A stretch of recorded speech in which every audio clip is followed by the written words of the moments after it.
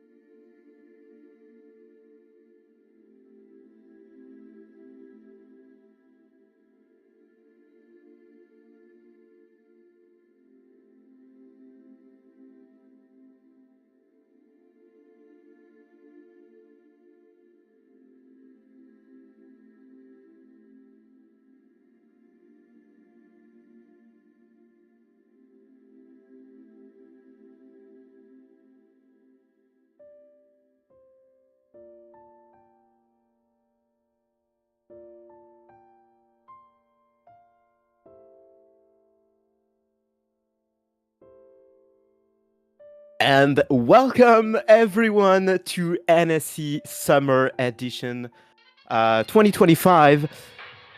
I am Inquiry, joined today with Carney, and I hope you are having a good time. What about you, Carney?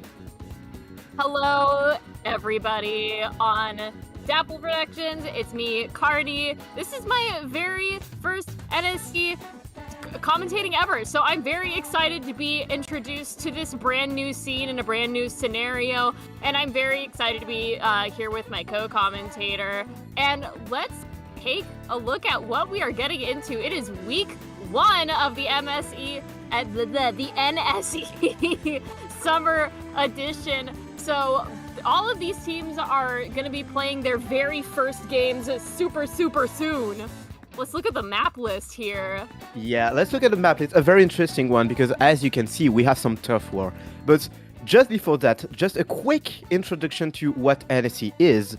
It's basically a British series between like universities, colleges, etc. So we have some fairly unknown players, but at the same time, we have some very well-known players. Like today, we have Solon Cardinals featuring Yoshel against the Anarchists featuring Snipesy.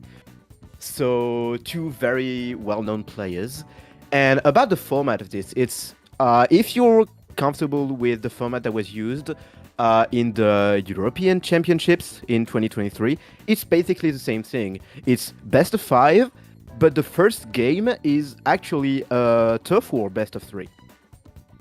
Yeah, so think about the first game, the first best of 3 turf war as its own specific game point.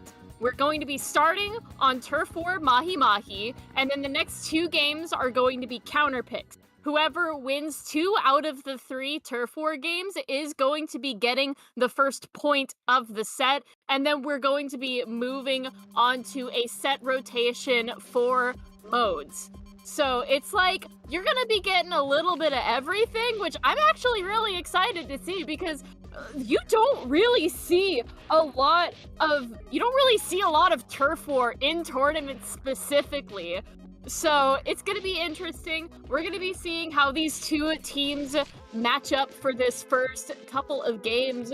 And oh my gosh, I'm just so excited for this. The teams are getting ready right now, but you did mention these 2 key players on both of these teams. Yoshel, extremely strong pencil, flexing to Slayers, a really good bait for the Cardinals' other players, Wither as well, baiting for the rest of the team to punish. Top 6 NSE Spring 2025. And about our other key player, you mentioned Snipes, the de facto team leader of Anarchists, usually playing the back lines, getting those calls in for the teams more easily, was top 8 NSE Spring 2025. So 2 very strong players that are going to be facing up head-to-head on this.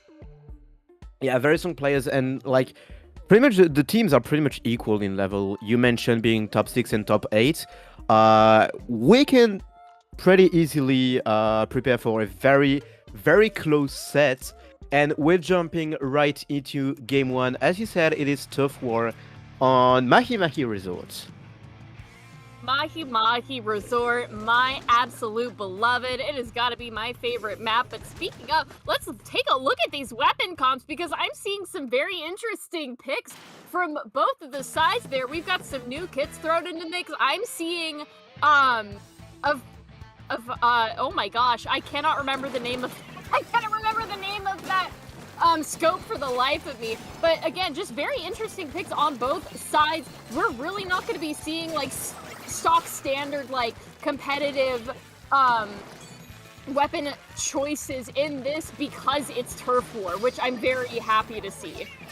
Yeah, but I mean, at the same time, for turf war, these compositions are pretty unusual. For turf war, you want I mean, it's in the name, a lot of turf, a lot of shooters, junior, etc. We have one zap, one V-shot on the side, and basically the only turfing weapon on the side of Silent Cardinals is the big swig.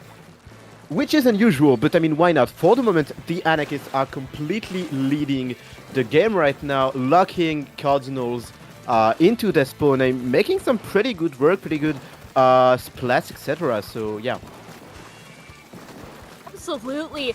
Cardinals will have to get their head in the game because we've got 2 minutes left on the match now. And like you said, Anarchist is really just locking these guys into their base, which is fairly easy to do, especially on Mahi Mahi Resort. But we are going to be seeing a little bit of a switch up here pretty soon, as it seems like the water level is going to drop and prevent that stamp from reaching the very end of that map. Yeah, Anarchist came back completely, and now it's their time to lock Sullen Cardinals in that one. What a shot by Sniping here on the left side, sorry. The crab tank is ready, so they have another way of locking people down, but it will be hard to come back, but we still have like 1 minute to play. And the last minute is always the most important one in Turf War. It's where everything is decided. Absolutely. Everything is decided in that very last minute of Turf War, especially because you can cover the ground with so much ink during the last couple of seconds even. And now Southern Cardinals still just really in a bad spot, end up going 3 down. Anarchists taking that time to move forward, going into their base, painting as much as they possibly can. They do have most of the control of the map covered in that bright blue ink, but 2 of them do end up going down in the moment, and 3 of them go down in the moment. It's now, a wipeout! Yo! Wipeout in the 30 last seconds, and they don't have much time, Southern Cardinals, but they are surely taking up the space, and they need to turf. They need to ink the ground. I don't think it will work out for Anarchists, but it sure is a tense end game. And let's see here. Sullen Cardinals taking the first Turf War game of this. Oh my goodness, what an incredible play from them. And the last, like you said, last 30 seconds of the match, they end up wiping out Anarchists. And that was the key here. That was just the key to victory. Perfectly timed wipeout, last 30 seconds. Now the paint is everywhere. And Anarchists had nothing that they could possibly do except for respawn and try and take back as much paint as they could, but just too little too late with that really well-timed wipeout. That was a really tense game, but I mean, it pretty much encapsulates the Turf War, and especially on Mahi Mahi. Like, you have one team locking the other, then it switches side, then it switches sides again, and it's just going back and forth until the last seconds, and yeah, until Silent Cardinals took the win, but it really was a matter of time. Like, Anarchists could have flipped the game back on their side if they had the time to.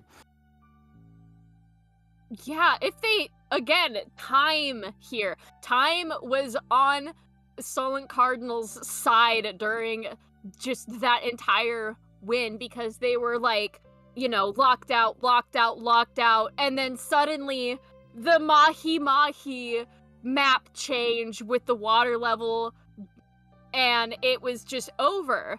Like, they got themselves back together, they moved forward into mid, advanced, and then all of a sudden Anarchists was wiped out, and then, again, time was on their side. They end up taking all of the map under their hands, and they didn't have any time to, like, respond to that. So, man, what a timed wipeout. I love seeing those perfectly timed wipeouts on Turf War. They're always, like, so satisfying.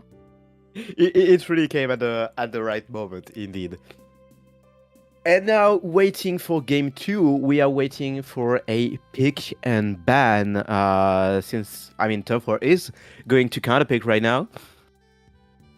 We don't have the chat of the 2 teams, so we will have to wait for the final decision. But let's pay attention to what we have available. We have Hagglefish Market, Umami Ruins, Humpback Pump Track, Ship Shape Cargo Company, and Robo Ramen. these are very different maps. Like, we have Hagglefish Market, very, very open.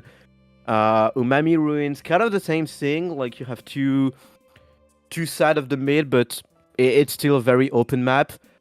Oh, and we are going to Oh! Umami Ruins. Umami Ruins for the counter pick. Like you said, a very open map. And I think anarchists might be trying to play into that lockout that they got during that first match with the whole Mahi Mahi Resort like lockout in the very beginning. It's just amplified on Umami Ruins because you don't really have a lot of places that you can go and reset on Umami if you're like really, really pushed back into your spawn and locked out. It's rough to get a comeback from that if you don't have the special economy available to do so. So I think they might be trying to play this to their advantage.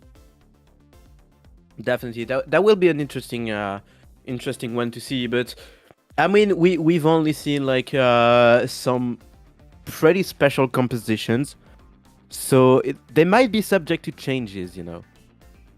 We are not sure of Absolutely. what will be played, especially in Turf War. I mean, you can have so much composition archetypes in Turf War. Like, since it's not a well-known mode, you can just play around Surprise pretty easily, and much more easily than in other modes.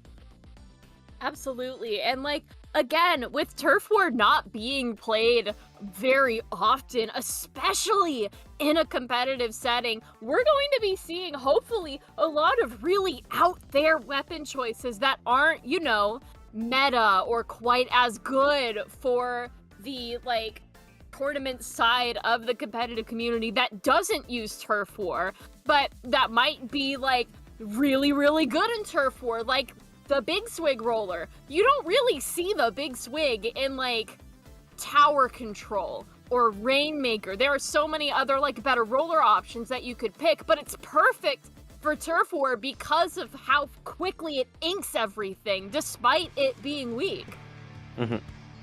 True. Very true indeed. And we are jumping right into game number, I'd say 1.2. I don't know. But Maybe we are 1.5? going into the game, and we are seeing some. I mean, these are pretty much the same comps. We just have a new dualies on the side of Wither, taking the new dualies instead of some Dapples, I believe.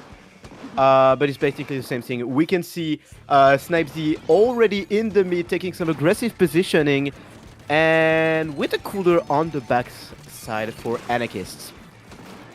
Yeah, bringing the Zap for the cooler is a pretty good option considering the rest of Anarchists have some pretty good painting weapons. I'd say especially with the shot, especially with the wiper. We've got a Booyah Bomb coming up from Sullen Cardinals now. The Big Swig has its special up for the ready to pop it whenever, but it seems like Sullen Cardinals are playing a little aggressively here, which might work out in their favor. 2 down on either side now. Anarchists going to be pushed all the way back towards their spawn, but unfortunately with 2 down going on Cardinals, it seems like their push might be cut a little bit short here. Cup now with the Big Swig roller still again. Oh my god, I say that and commentators curses strikes yet again. Cup ends up going down with the triple splashdown, which is not going to be good. Yeah, definitely not a great thing for Sullen Cardinal. They are though resisting pretty well to the big push from Anarchist. They don't lose too many players, but the real question now, the real deal is, can they make it back? The Stomper is dying from a bomb, I believe, and the Zuka is out for Anarchist, so again locking up Sullen Cardinals. 1 minute and 20 seconds are left. This is not a lot, but they will need to make it back. They have some specials ready. Yeah, and specials in the last couple of seconds here are the key. Those dualies did it up, unfortunately going down, but Sullen Cardinals is still locked out of mid by Anarchists. They are in the danger zone, so to say, as one goes down on either side now. Less than a minute left on the clock as we see that triple splashdown come out, and Wither going out of nowhere into mid now will provide the point for Solent Cardinals to hopefully get their triumphant return. 2 down though on Solent Cardinals, only 1 down on Anarchist. Anarchists have the clear advantage here, but not for long because they do end up going 2 down in the moment now. But again, the paint disparity is just prevalent and huge. It is not looking good for Cardinals. Really not looking good. They keep losing some players. The Stomper is the only one fighting right. Oh, never mind. They have Wither on the right side, but dying. Star Yoshi on the left, taking 2 kills. That's not gonna do it. 5 seconds left, and it's full advantage for the Anarchists. It's going to be game number 2 for them, equalizing the Tough War set. Yikes, that purple map is gonna tell you all that you need to know. Anarchists played to their advantage and locked out Solent Cardinals for the majority of that match. They were able to break out a couple of times and get a little bit of the advantage for themselves, but it just ended up not happening in their favor, which is unfortunate. And I feel like they did have a really, really good counter pick with Umami Ruins, because we saw in Mahi Mahi, they locked out Cardinals, and Cardinals only was able to get back into mid after that wipeout happened. And it seemed like during those last couple of seconds, they were trying for the Hail Mary wipeout yet again, but completely unable to. Poor Wither dying on cam in the last second to a stamp throw. But now it is Solent Cardinals' turn to get that counter pick and maybe get the game get this first game under their belt, because this is the tiebreaker now. And again, with the maps that we have available, we've got Hagglefish, Mahi, Humpback, Ship Shape, Robo Ramen. There are just a lot of options, and I feel like maybe going for a map that is not as lockout heavy could potentially work for them. I'm thinking like Hagglefish. I'm thinking Ship Shape maybe, I mean, I think Ship Shape can be pretty easy to lock the opponents off. To me, like, Humpback is probably the map to go. They can have a pretty strong composition going there. Like, they have the Julie, they have the Big Swig, etc. So it can be really, really good to go on a map such as Humpback Pump Track. And at the same time, you can go back to mid very quickly on Humpback to surprise people. You can sneak in, do a flank, and it will just free your team from pressure. So yeah, we'll see. Ultimately, it's the team who decides. So yeah, I see what you're saying though. Humpback might be the option if they want to prevent the lockout situation, or they could just throw a curveball, but it seems like they are not going to be throwing us a curveball. It is, in fact, going to be Humpback Pump Track Turf War. Oh, Humpback. You love to play it if you're a blaster or a roller, so I think we're going to be seeing a lot of use out of that Big Swig during this one if they decide to stay on the Big Swig. definitely, that is such a strong weapon class, like rollers. You can, as I said previously, you can just sneak in, and with the additional turf provided by a Big Swig, it's really, really good. Like, you can just deny people from entering the mid just by shooting, because you turf so much. Those horizontal flicks from the Big Swig are really nothing to laugh at, because again, they turf like on some of the smaller maps. I feel like a Big Swig can just like turf half of the map with one single like horizontal flick almost. Like, it's pretty crazy how much paint that thing puts out. And like, again, you said that the teams could really use that for their advantage, for their sneaky players to get in and get like those key picks that they need in order to win this match. Definitely. We'll see how it goes. Both teams are almost ready. We're just waiting for like 3 3 people right now. But I mean, we've said what we can expect from Humpback, but at the same time, this map is so special, so unique, that you always see some unexpected things, some great action at the same time. But it's just a game where a map where it's so easy to flip the advantage for your team, and it's so easy to lose that advantage. Yeah, I definitely agree with that. Oh, I love Humpback so much. I'm totally I hate not that map. biased. I'm a backline player. I'm a backline player. What? Oh my god, you're a backliner? I am. So of course I'm gonna hate Humpback. Like, I have no control over what happened on that map. Oh man, is it obvious that I'm a frontliner, by the way, that I like Humpback and Mahi Mahi?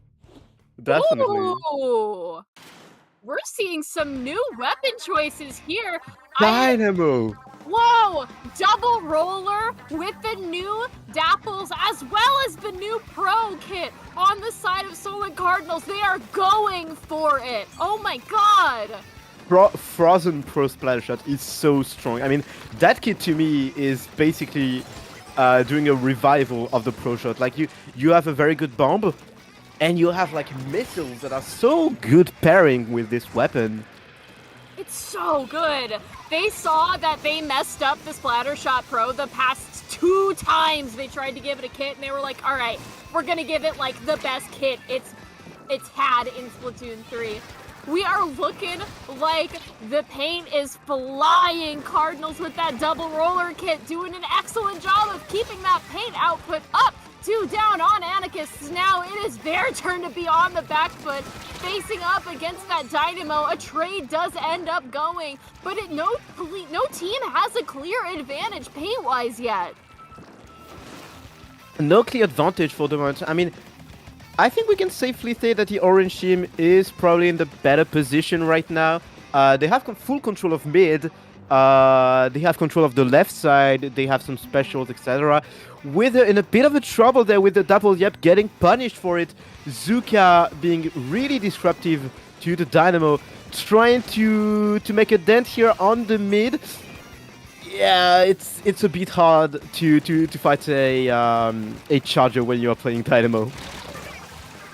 We see a trade go out as well. 2 down on Cardinals. This is not looking good for them. That Dynamo looking for picks, but does end up getting one. Looking for another, but ends up getting punished in the moment now. The Big Swig providing the paint cover that the Cardinals need in order to advance, and we are already down to the last minute mark. The maps are almost even on either side, but Anarchists, I feel like you said, do have an advantage here. End up going 2 down for the Cardinals, while the specials for Anarchists are going out. 3 down for the Cardinals. Now they're in danger. It is not looking good for them. They need to get control of this map if they want to be able to win this point. And they only have 30 seconds, so it will take a miracle for them to come back. But no, they are again -3. Only the Dapples are left trying to do something, but getting punished eventually. No, Wizard surviving somehow. Never mind, come into the coast again. 10 seconds left, that's really not looking good. They are dying one by one of the side of Solent Cardinals. And it's going to be finally sets and game number 1 for the Anarchists. Yikes, it was going well for the Cardinals until suddenly it was not. Yeah. And oh man, the Anarchists Anarchists kind of had the control over the map for the whole game. It was just not completely clear. Like, Solent Cardinals always had a chance to come back, but then in the last minute they got killed one by one. It was -3, -3, -3. No wipeout, I think, but still I think heavy. It was a delayed wipeout, if I saw delayed correctly. wipeouts, but no clear ones. And so in the last minute, Anarchist just said, "Stop it! We're going to your spawn. We're taking full control of what's happening." and nobody ever drops to mid again. Yeah, those last couple of seconds, the Cardinals kind of fumbled it a little bit and staggered really bad, which just let anarchists take over the entire map in that orange color, winning them the points. Ugh, you hate to see it. Yeah, you hate to see it, but I mean, it's only one game. It's only one It's game only in a best one of 5. game. Those three maps counted at just one game, and now we are going to the more regular competitive mode, and we are starting with probably the most competitive mode, Splat Zone. Oh, splat zones, my splat zones. I've got a lot of things to say about splat zones. I love it most of the time. Some other times on certain maps, though, oh my god, it's kind of a nightmare to play around. And speaking of the zones and maps, let's take a look at the map pool that we have for splat zones. I am excited to see it. This is still counterpick. So It is. let's see what we have. We have Undertow Speedway, Museum d'Alfonsino, Mahi is back, Mako Mart, Manta Maria, Barnacle, and Dime. We only have one map in common with stuff. Oh, we are going to Mako Mart. That was pretty quick.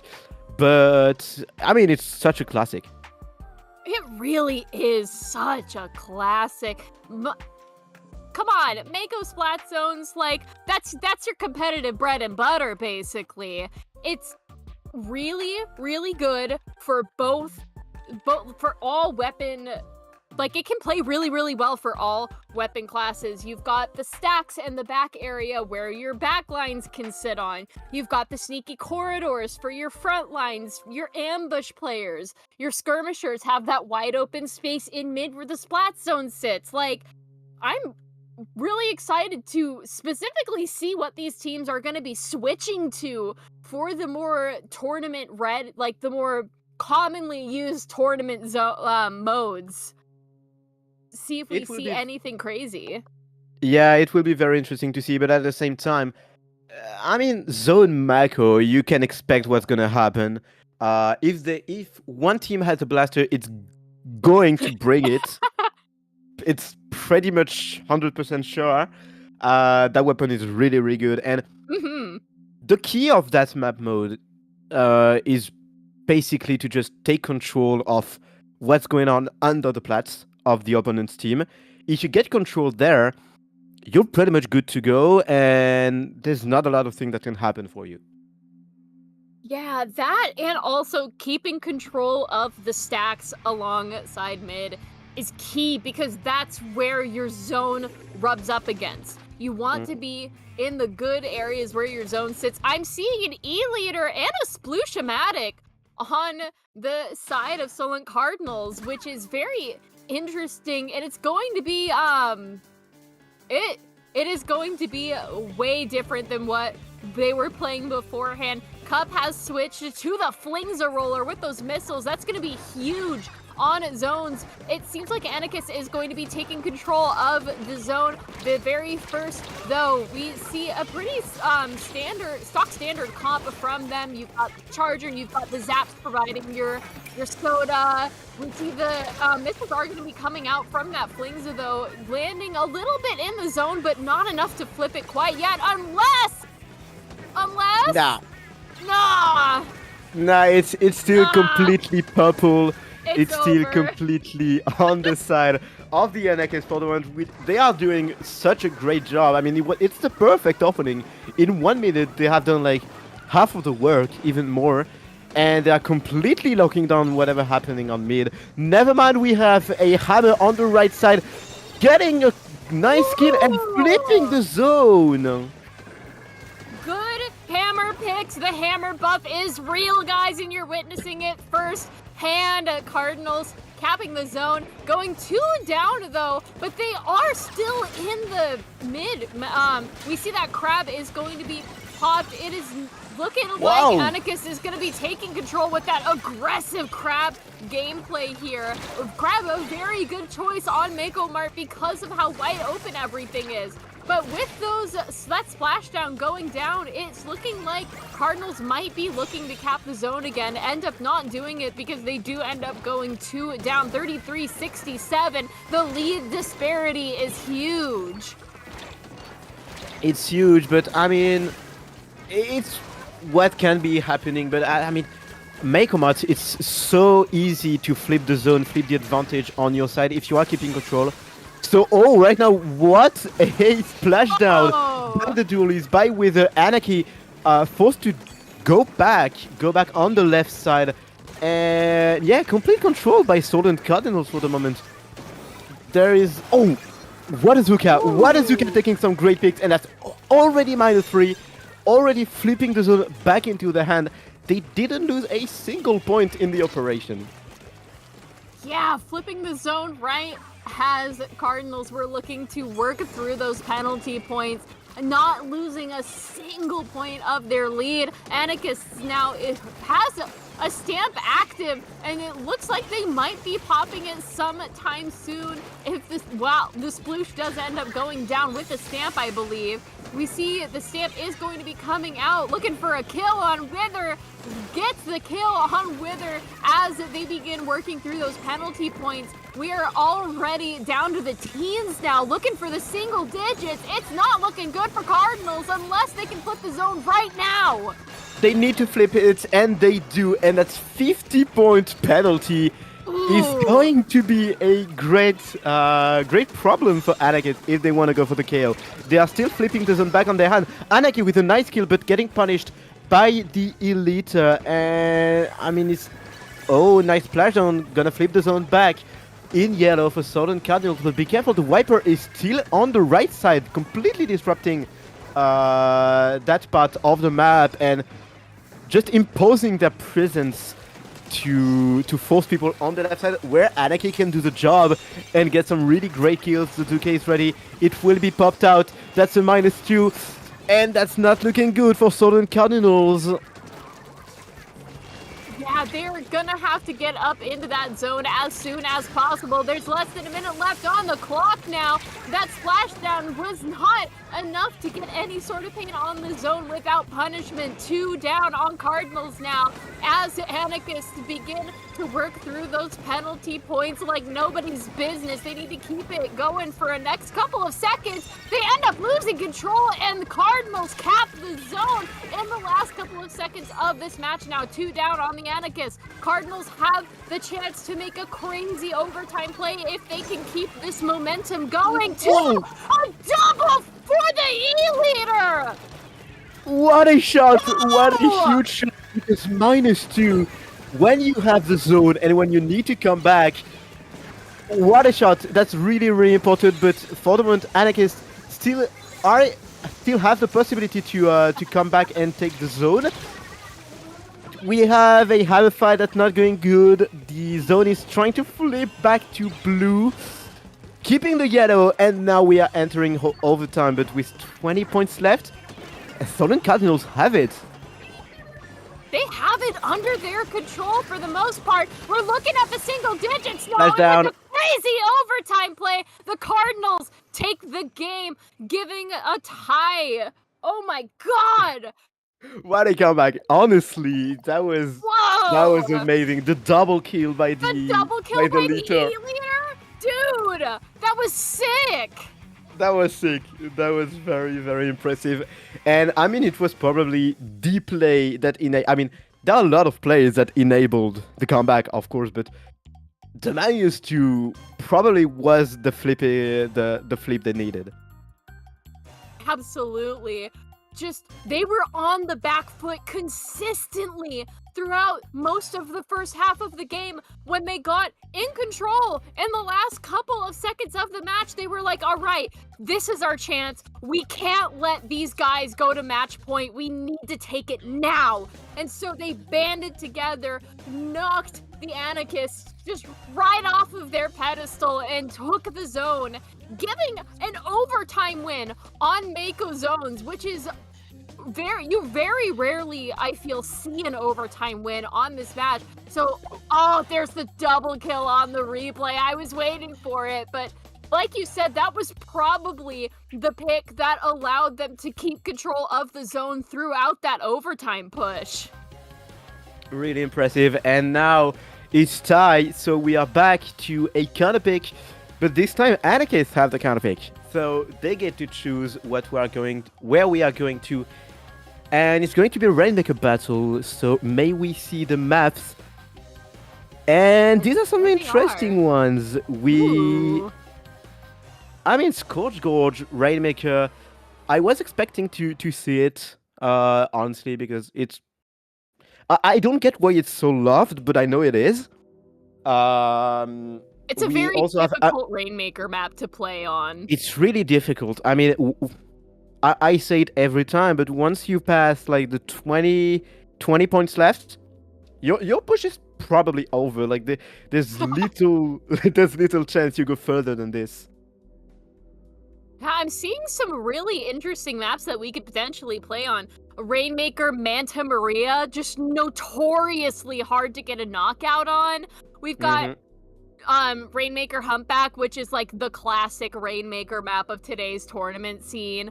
Rainmaker Crableg, though, is also interesting, but we are going to be going on to Rainmaker Scorch Gorge, a very, very difficult map to play on if you know what you're doing. Like you said, once you get to that 20-point line, your push is basically over unless the other team is completely wiped out, because it goes underneath the team's spawning platform, and you're basically in a canyon of enemy ink. Not only that, but there are plenty of Rainmaker free zone pits that surround the mid area that you can get the Rainmaker stuck in and have it just sit there untouched because you're just a sitting duck. There are so many different ways to play this map, and I'm very excited to see what these teams are going to be offering us. Probably a charger. Yeah, probably a charger. Probably. I believe the anarchists were playing the crab charger. Yeah.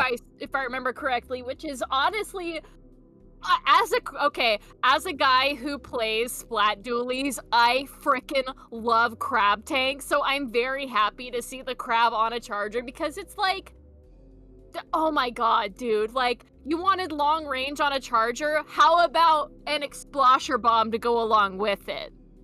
Like, honestly, the kit is really fun to play with, and I think like the 3 chargers can do the job. We also have the liter that can be very good to completely lock out the mid. Like, if you have a liter there, you completely lock the ramp going onto the right side of the enemy spawn, so no one can actually go there without being endangered. But yeah, crab can be really good once in a push. I mean, you won't really open a push with a charger crab, but you can sure continue it and force the people back. absolutely. I'm like specifically thinking of the really high spot on Scorch Gorge that is right next, directly to the left of the right-hand checkpoint, where you can just pop a crab on there and just sit. You could just sit and shoot, and it basically reaches the enemy's spawn point. It's vulnerable there, yes, because it's so high up and in the open, but also at the same time, you can't really touch it unless you go from behind. So we might, if we do end up seeing that crab charger back, we might see that kind of crab play. Yeah, we'll see how it goes, but vacuum can be really good also to force a push. We have a lot of options. Blasters can be really good to lock out the platforms. It's a bit of the same as Makermart. Like the platform is really important to take control of, and if you can't be on your plat, you don't have a lot of options in terms of neutral play and defense. So let's see. Game number 3. It's a tie. It's 1-1. Oh, I see. We are bringing out the well string for this one, guys. We've got the well string, and I do believe we are going to be seeing the Frozen Pro. Yep, Frozen As Pro. well. It's the only new set I remember the name. I remember the Frozen Pro, and I remember the stickers stamper, and that's about it. Oh, what a shot by Yoshi. What a strong Whoa! opening. That's already -2 on the side of Stolen Cannon's Wipeout. Whoa! Right off the bat. Strong opening going onto that right side. The checkpoint is secured. And wow, what? There's a flank. But I believe it's the sploosh and instant wipeout. Instant Okay, they lost wipeout. they lost the first team fight, but I mean they bring it back. They are bringing it back. Rhythm on the Rainmaker now has the power of the sodas, but is being threatened. Gets a Rainmaker pick, gets 2 as well. Cardinal's going to be going 2 down, which leaves basically the checkpoint open, getting 3 down. They are breaking through the checkpoint, but it looks like they're not going to be able to go much further than that. The Stamper is going to be going out, getting a couple of picks before ending up going down. 2 down now on the Cardinals. Anika's still in that ramp area, but the Rainmaker is about to reset, which means that Cardinals still have that 1-point lead. The missiles are going to be going out now, getting targeted on all 4 members of Anikas. And Anikas are going to be playing back in the mid as the Cardinals end up being pushed back to their platform. I feel like Anakin should have taken the Rainmaker while it was on the checkpoint, just to secure the lead and secure some aggressiveness. Just output some pressure, but for the moment it's still working. They have the lead, and everyone is just below the spawn, ready to fight everyone that even tries to drop. A nasty 3 down for Anikas. They have the lead, but the Cardinals have the Rainmaker in their turf and under their possession as they end up going into mid, taking control of it. We see the stamp cones down, getting a hold of Rhythm now. 1 down on either side. Rainmaker reset. Yoshi in that area, getting protective of the Rainmaker as Wither is just doing absolute numbers on these 4 members of Anikas. Anikas end up going 3 down now as the jumps do end up going in. It is not going to be looking good unless they can get those members of Anikas out of that area. And with the missiles, they might just be able to scatter it enough for the Rainmaker to be able to push through that checkpoint and get the lead back under their control. But it is not looking good. It is not looking good, but I mean they still have some people ready to defend. But Stolen Cardinals are outputting so much pressure. That's a delayed wipeout, and that's going to be pushed to 30-20. It's going up to 9, which is huge. 9-42. Cardinals go 3 down, but they have a sizable lead differential now. And Mesmer, there is going to be taking the Rainmaker under their possession. 1 down on either side now, but Anikas need to be able to get it basically all the way up the podium. Double now again from Yoshi, a double on the charger. What an incredible play that we are seeing here, and it's not looking good as the Rainmaker does end up going down to the stamp. The sploosh ends up going down as well, but not before taking Aniki down with them. And they are just, Anikas are in a really bad spot now. Their members are dying left and right. The Rainmaker is in an unideal spot for them to be able to push it. I mean, yeah, that Rainmaker is on probably the worst spot possible.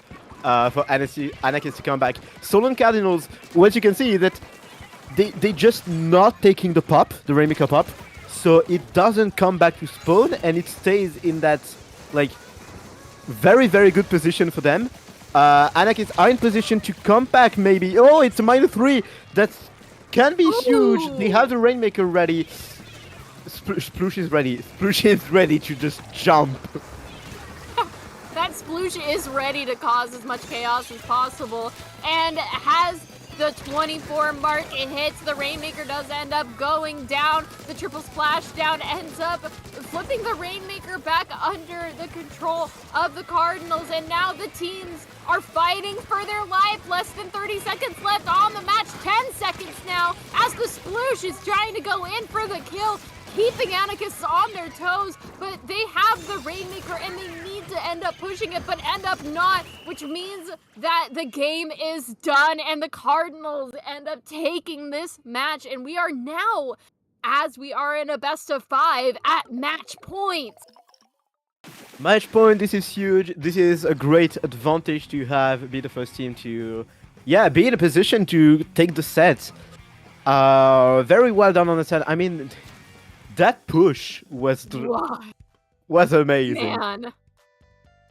Pushing to 9 on that map is almost a guaranteed win. I saw a way to come back for the Anarchists. I mean, they have a Wiper. I think they have like 2 hammers, and a hammer can be a great way to open the way if they are placed correctly. Sad thing is that they lost the specials way too early to kind of make the push, because if you are in this position where you needed to go to the 9 points mark to take the lead, I mean, you are just feeding, trying to do something it's just die and retry, honestly. Absolutely. And man, I just gotta point out the incredible double that Yoshi got again. If I had a nickel for every single time that Yoshi has pulled off a double on that charger, I would have 2 nickels, which isn't a lot, but it's weird that it happened twice. And let's take a look at this map pool once again as we are looking for this next match point game. Match point game, and we have, as you said, some interesting maps going into Clan Blitz. The return of Scorch Gorge. I mean, Clan Scorch, I love this map. Contrary to Rainmaker, I love Scorch Gorge on Clan Blitz. Oh no, we are going to Inkblot Art Academy. Inkblot clams, classic, like, again, bread and butter of the tournament scene, but a very interesting choice nevertheless, because it's once your aggressive players on the opposite side hit bats, it's basically over unless you can get them off of bats. As an aggressive player myself, bats is where you go if you want to create a distraction, if you want to create a lot of chaos for the opposing team while your power clam sneaks up in the ramp. And it's just like, I'm really hoping that anarchists keep bats free of any stray cardinals. I'm specifically thinking of Wither on those splat dualies just going absolutely insane last match. I mean, those dualies were doing a really good job. We have to talk about Yoshi, man. God, we have to talk about Yoshi. Yoshi is cooking. Yoshi is cooking. Cooking very hard, doing some excellent work as a sniper, and like being one of the deciding factor of Solan Cardinals being so strong in the regular modes, I would say. Because of course, as a charger, you won't have as much as an impact in Turf War than what you would have in, say, Splat Zone or Rainmaker.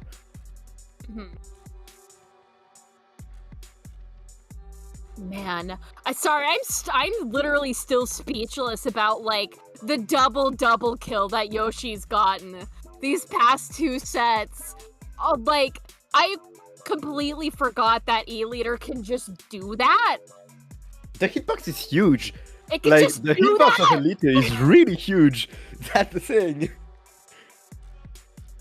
You don't need for the people to be lined up perfectly.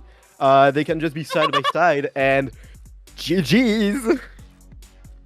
That shouldn't be allowed. Why is E-Leader allowed to do that? I know why. It's because it's like, you know, the super long range, super powerful charger, but with a cost. But like, still, you gotta be crazy to be able to get like 2 double picks with the E-Leader that are key picks during your past 2 games. Like, that's mind-blowing to me.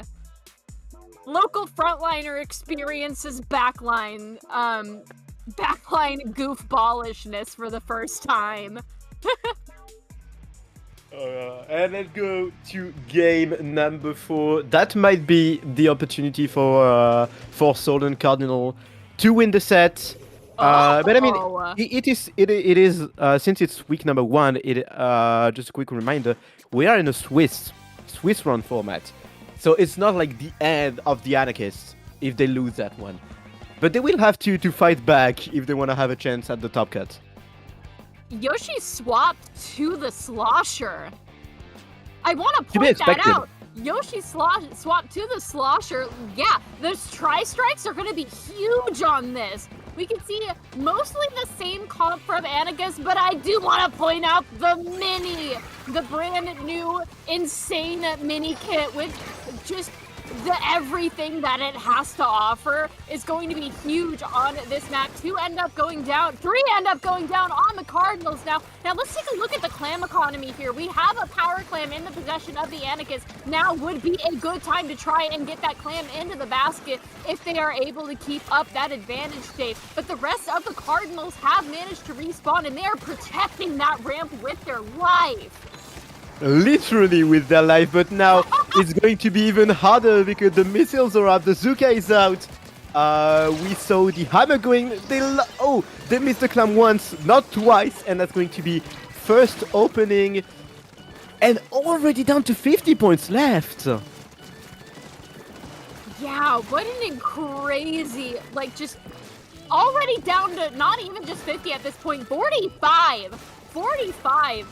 What a great first push. We can see now Anagas in the lead. They are not going to let themselves win this or lose this first set that easily, but that does end up giving the Cardinals a pity clam, which could be used to their advantage if they are able to get the advantage that is. Yoshi on that Slosher doing the work of clearing those stacks as much as possible, just really playing around, getting a double before they do end up going down.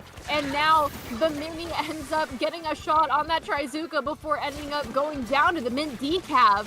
And with that, mid is an absolute bloodbath of paint and clams, and it's just looking very neutral for both of the teams now. Yeah, very neutral. Both teams trying to find a way to go in. I mean, the game is very, very close at that point. You don't have a lot of options to force a good situation on this map. So you are just trying to waiting for the opportunity to present itself. Never mind. No! Forcing with the double kill. I mean, that was a great opportunity, and it's what Solon Cardinals were waiting for. But they only have one power clam. That's not a lot, and it couldn't even get to the basket.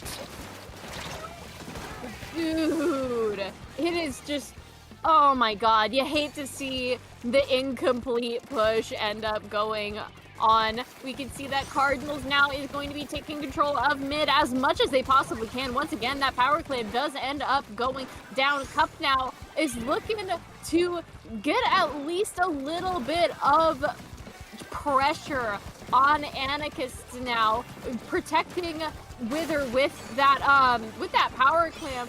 Looking to maybe clear out that basket. Looking for 2 picks on that basket. Looking for a third. It is now the time for Cardinals to rush forward if they can at all, because the crab tank charger is still active and gets a pick on that ramp. Wow, and this time it's nice Snipesy time to cook with that charger defending like hell, honestly. But I mean, they need to do more than defend right now if they wanna secure the lead. I feel like Solon Cardinals can completely come back, and since there are only like 45 seconds left, one lead is the team having the lead after like that action is probably the team winning.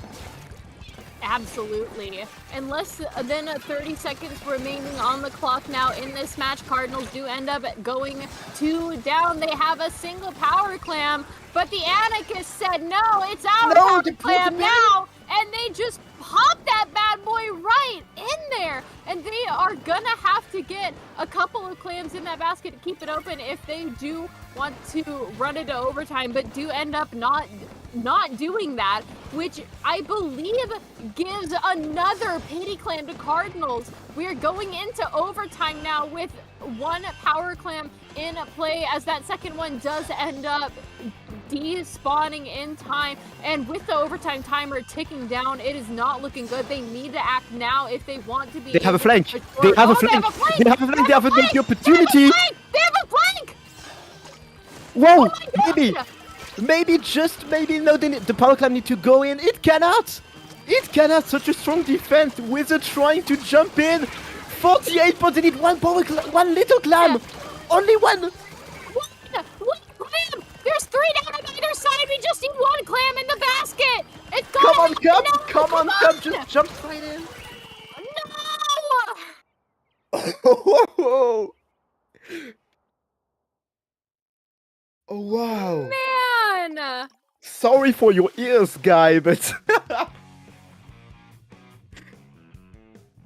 was so close with 1. They just needed 1 clam, and we are going to game 5. We are going to game 5. Oh my god, they just needed 1 clam. They just needed 1 clam in the basket, but they were too far away from the basket with no clams in hand. So, oh my...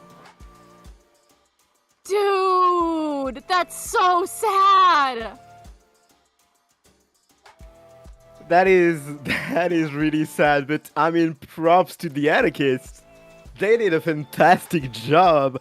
They defended like hell, and they had a really, really good push right off the bat. So, yeah, props to them. Honestly, they had impressive game. Yeah, oh my... Dang, really, really impressive game from both of these teams. Just, I was really hoping for that overtime smackdown, but it did not end up happening. We're going to be going into tower control now with the Cardinals counterpicking. We have the option for Eeltail, Hagglefish, Inkblot, Sturgeon, Makomar, or Shipshape. All very, very good tower maps to choose from. And we are going into Shipshape.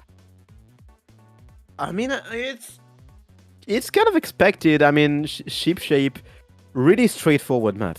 I mean, even in tower weight where it goes left and goes back right, etc., the path is a bit strange.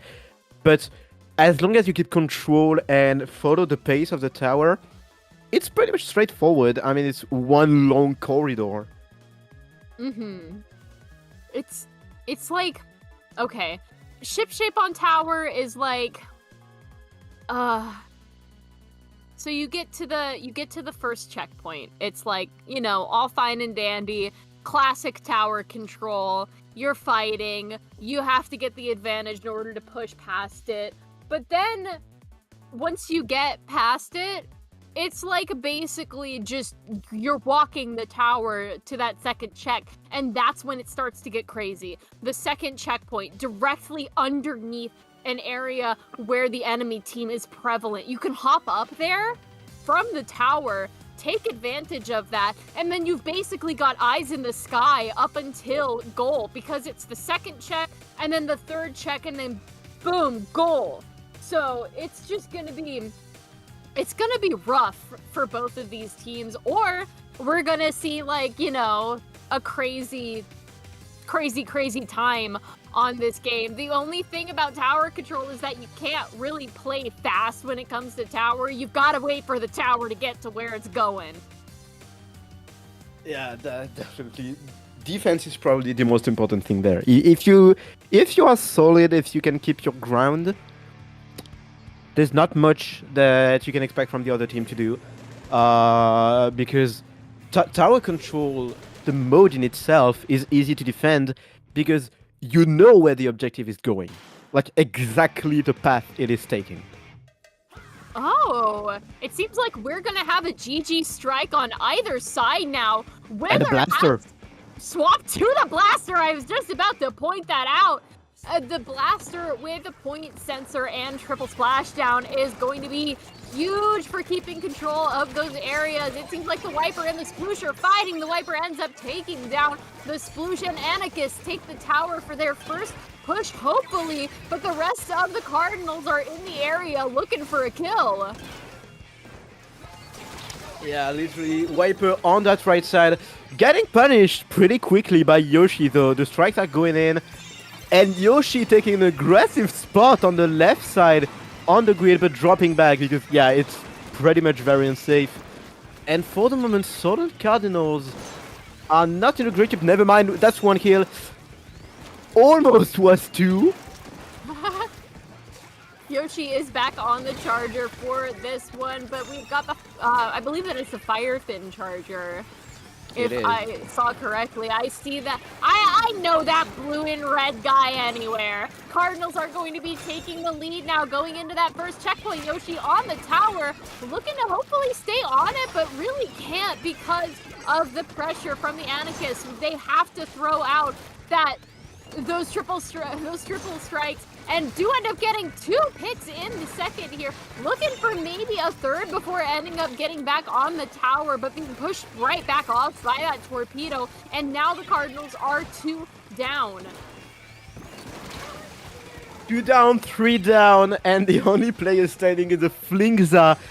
Not looking very good. The strikes are going in for the Anarchists. They have a strong way to push. Everything is open on their side. The Charger is the only one that can maybe make it work. The Blaster is dropping. That may be a great thing to do if they can take some kills. Yep, that's one down. Make that 2, and that's a great defense nonetheless, even though they lost the lead.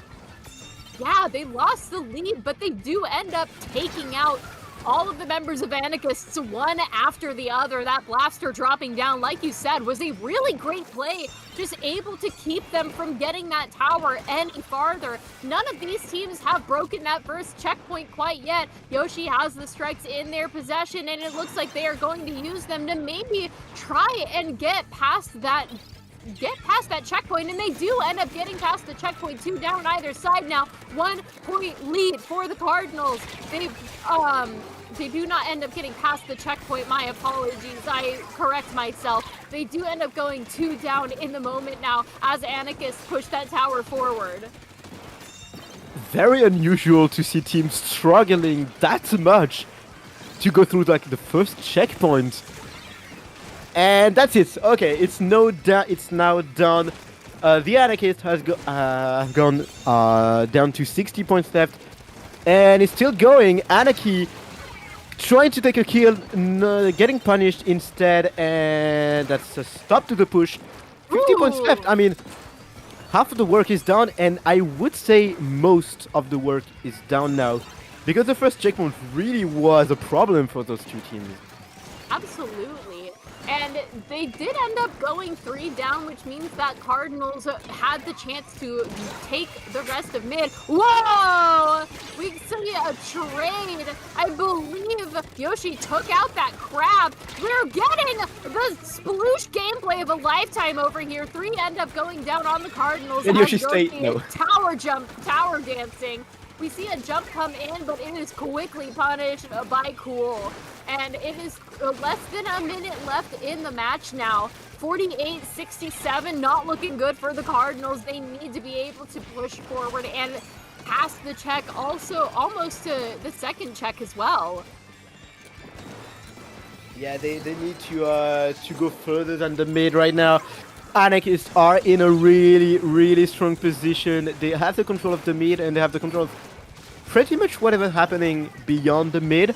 Southern Cardinals have some trouble going forward. Yoshi can't even play, completely stopped by the strike, but what a shot on Cool Clone G. The crab is going to stop that push. The strikes are not doing a lot of work, and with 10 seconds left, 1 player standing for Solent Cardinals. That's going to be the win for the Anarchists, taking 3-2. Wow, and that set took 1 hour and 20 minutes to finish.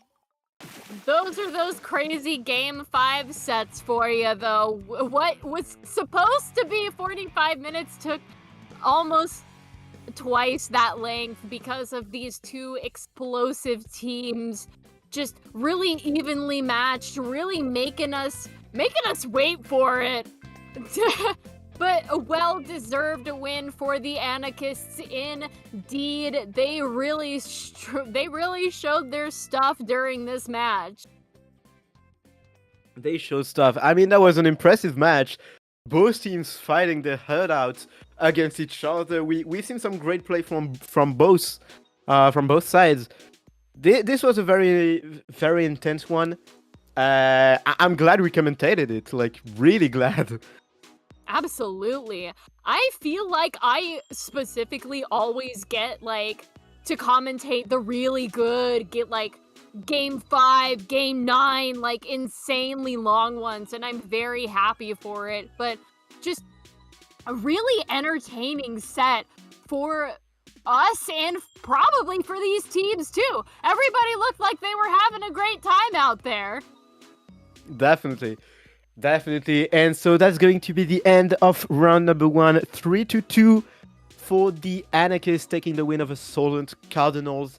And we are going to take a very short break just to set up the next set. See you in a bit.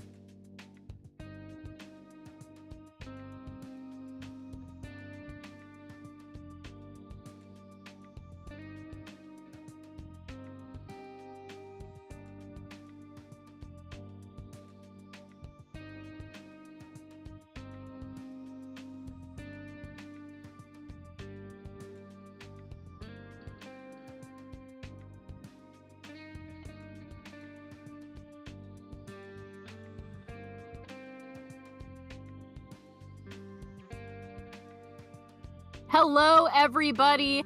Welcome back to NSE Summer Edition. We are coming back at you live for round 2 of week 1. I am Carnival. I am joined by Kure here as well to commentate for you lovely people on Twitch. The second round of week 1, Tentacle Nuke Inbound versus Uwawa. Very interesting teams because Wawawa is actually the winner of both NSE 24 Winter and NSE Spring 25. So it's basically the last winner of the NSE with apparently a very unique composition centered around chip damage, which is unusual. And it's going to be very interesting to see. I'm looking forward to it.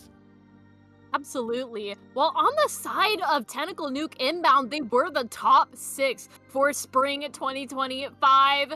And it seems like their composition may vary, but it usually always includes an ink brush if Coda is on the team, with Green acting as the other primary frontliner. Our key player to look at for them is going to be Jason. They lead the team in game and coaches them when they're not playing. Interesting to see, and we're jumping right into game 1. Quick reminder: we are doing, as the first game, a best of 3 of Turf Wars. So we are jumping right into Robo Ramen Turf War, and we are back with some interesting calls with, again, a big swig. That big swig just really can't let you down on Turf War. One down on either side now, as both of these teams are painting for their life, as is classic on Turf War. And like you said, we're going to be playing at least 2 of these bad boys before we get into the other modes that the tournament setting has for us to offer. And let's take a look at now. Just like you said, the team comps are very, very interesting. We've got a Blapid. We've got actually both almost all of the kinds of the Rapid Blaster here, because we've got the Blapid on the side of Wawa, while we have the newer Rapid on the side of Tentacle Nuke, alongside the newer Dapples and the Mini, which is going to be very interesting. But taking a look at this overhead here, it's really maybe looking like Tentacle Nuke might be at a bit of the advantage. Oh, I think it was muscular memory for the Mini to play the beacon there. winning the fight right now and coming back. And as you said, yeah, Tentacle Nuke Inbound have a pretty strong advantage there. Be mindful of that low left side, because some flags are coming in. Yeah, and with the whale coming out, it's looking like the blaster might be pushing a little bit into mid, hopefully.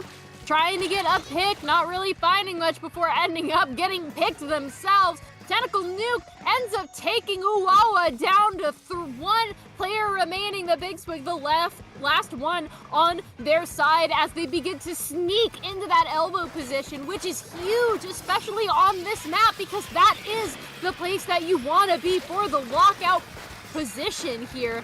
And Uwawa is in danger of losing this first game, as Tentacle Nuke is painting like nobody's business. Yeah, completely locking out. That's a kill. And they also have the specials. They still have a Zuka if they wanna defend in an edge case. It's a very strong position. 20 seconds left, and no go in option for Wawa. They have nothing to come back apart from like their main weapon. No resources, locked in, danger, 1 player standing. They are jumping to try and take something, but Tentacle Nuke Inbound are actually doing some pretty heavy work. Even though the odds may not be in their favor, considering the prediction. Yeah, it seems like Tentacle Nuke has taken the first game of the set that is actually just a game.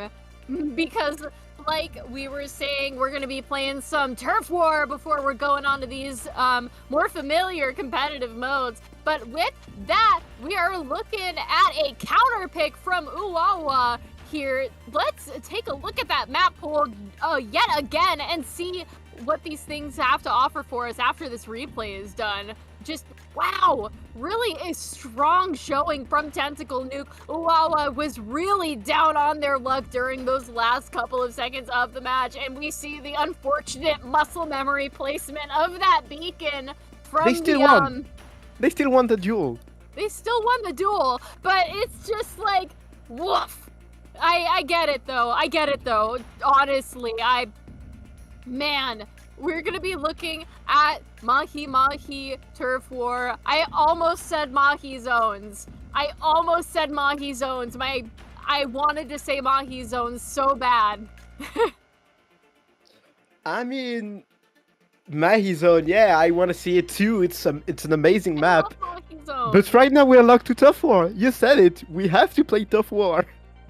We have to play Turf War. We've got to play Turf War these next couple of for at least the next game, maybe 2 games if Uwawa ends up taking this one. But man, I'm excited. I love Mahi Mahi Zones. If you guys have seen me commentate before, you guys know that Mahi Mahi is my favorite map, despite the fact that I am a Dualies main. Which is kind of funny if you think about it, because oh man, the amount of times that I've rolled off of the map and into the water is a little embarrassing, to be honest with you.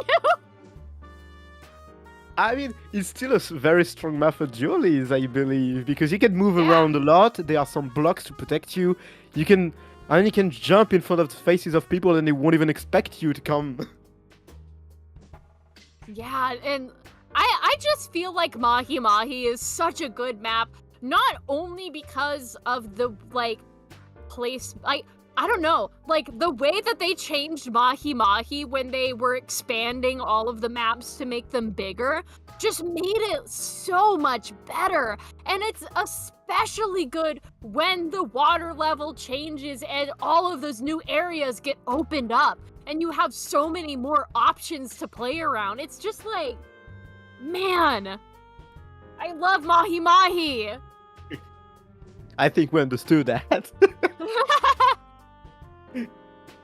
Let's see how it goes. I mean, I don't think we'll see any comp change because Mahi, Robo, kind of the same vibe going in. Pretty open map, but at the same time there are some heavy flanks. Heavy position you can take just for the surprise. I do feel like the chip damage comp that Uwawa is known to run might prove useful on Mahi, because like you said, there's a lot of places that you can hide and you can stick the little barrel of your squirt gun right out from there and just absolutely go ham. But let's see here what these teams are going to be bringing, if they're going to be changing at all, if they're not going to be changing. And it's looking like we're sticking pretty much to our guns. I do want to point out we've got the new Dread Ringer on the side of Uwawa there, the one with the curling bomb and the crab. I mean, Ringer Crab was a mistake. They shouldn't have given like such a strong special on Dread, like please. But that's not starting off really strong for them. Tentacle Nuke inbound with an amazing start, taking -2, -3, and I believe it's almost a delayed wipeout. The roller is the only squid standing. The roller is out, but completely shredded right away. Yeah, Tentacle Nuke inbound is sending a paint nuke towards Uwawa there. Just a really, really solid opening of play here. We are going to be going in now as the mini is in a really ideal spot. You want that mini in that position to take control of mid and rain down from above. We are seeing specials coming out from both sides now. The missiles on Uawa looking to displace that mini all the way back into that area, and it does end up working, but the mini does have control of a Triduca. If they don't die before it, they have to end up using it. 2 down on either side now as we see someone fall off the map in real time. In real time, and the water level is dropping too. But for the moment, TNI are just still in full control. Nothing is going past the position. Nothing is going past the defense. They're holding their ground pretty well. The roller is trying to do something. Oh, that's a nice kill. That's a -2. But yeah, getting punished right away. The crab is on that plat, trying to open the way maybe, but nothing is coming off of that. That's a -2. That may be it. This might be what Uawa is looking for, getting a 2-pick off of Tentacle Nuke. They are going to be painting the hell out of that mid area and looking for more as they begin to advance towards the rest of TNI's base. It is not looking good for Tentacle Nuke because they have the danger sign flickering in and out, but the last 30 seconds of a turf war match are what you want to look out for now as the rest of TNI is back up and online. The missiles are going to be coming out. Specials flying on either side. Less than 20 seconds left on this match now as both of these teams are an absolute just menace in mid, but Uawa ends up going 2 down in the moment, and it's not looking good for them. That's a -3. That's almost a delayed wipeout. They need to tough as much as possible. Uawa, TNI. I mean, like, these are just two teams toughing over each other, not really trying to fight, just to over-tough the opponent. Ooh. I think it's more green. Please, Judd. No! It's more pink, and Uawa tying the turf war set. Tying up that turf war set, we are going to a game 3 for the turf war. Whoever wins this tiebreaker will be getting the first point for the set. And what an incredible couple of games it has been thus far. Tentacle Nuke really showing their stuff in that opening scenario, really holding strong up until the very end where Uawa picked them off, found the advantage, and pushed unwavering into mid, and was just, wow. What a really incredible game from both of these teams. Now we are going into yet another counter pick now. Tentacle Nuke United is at the ready for their counter pick. And again, looking at these maps, there are plenty that they can choose from. There are indeed plenty. We had Mahi, we had Robo Ramen. What about a comeback to Humpback? Ooh, come back to Humpback Pump Track. I want to see that. I Humpback. I mean, there's a roller. There's a roller that roller. can do a lot of job here. Like, oh, again, the rollers and the blasters on Humpback, it's basically free reign for them. But I don't know, we might be seeing something crazy. We might be seeing, like, I could, like, easily see, like, Hagglefish or Umami as their counter pick. But I don't know, we'll see. We'll see. We gotta let the teams decide. We can't tell these teams what to play. Although it would be funny. I mean, we are just waiting for this right now. Not much more. Not much longer. The teams are deciding the map mode that they will be duking it out on for their tiebreaker. And then we're going to be going right back into our standard competitive mode formats afterwards. So we'll be maybe seeing a comp switch from these teams. I don't know. We saw a bit of a comp change the last set that we commentated for in between Turf War and the other modes.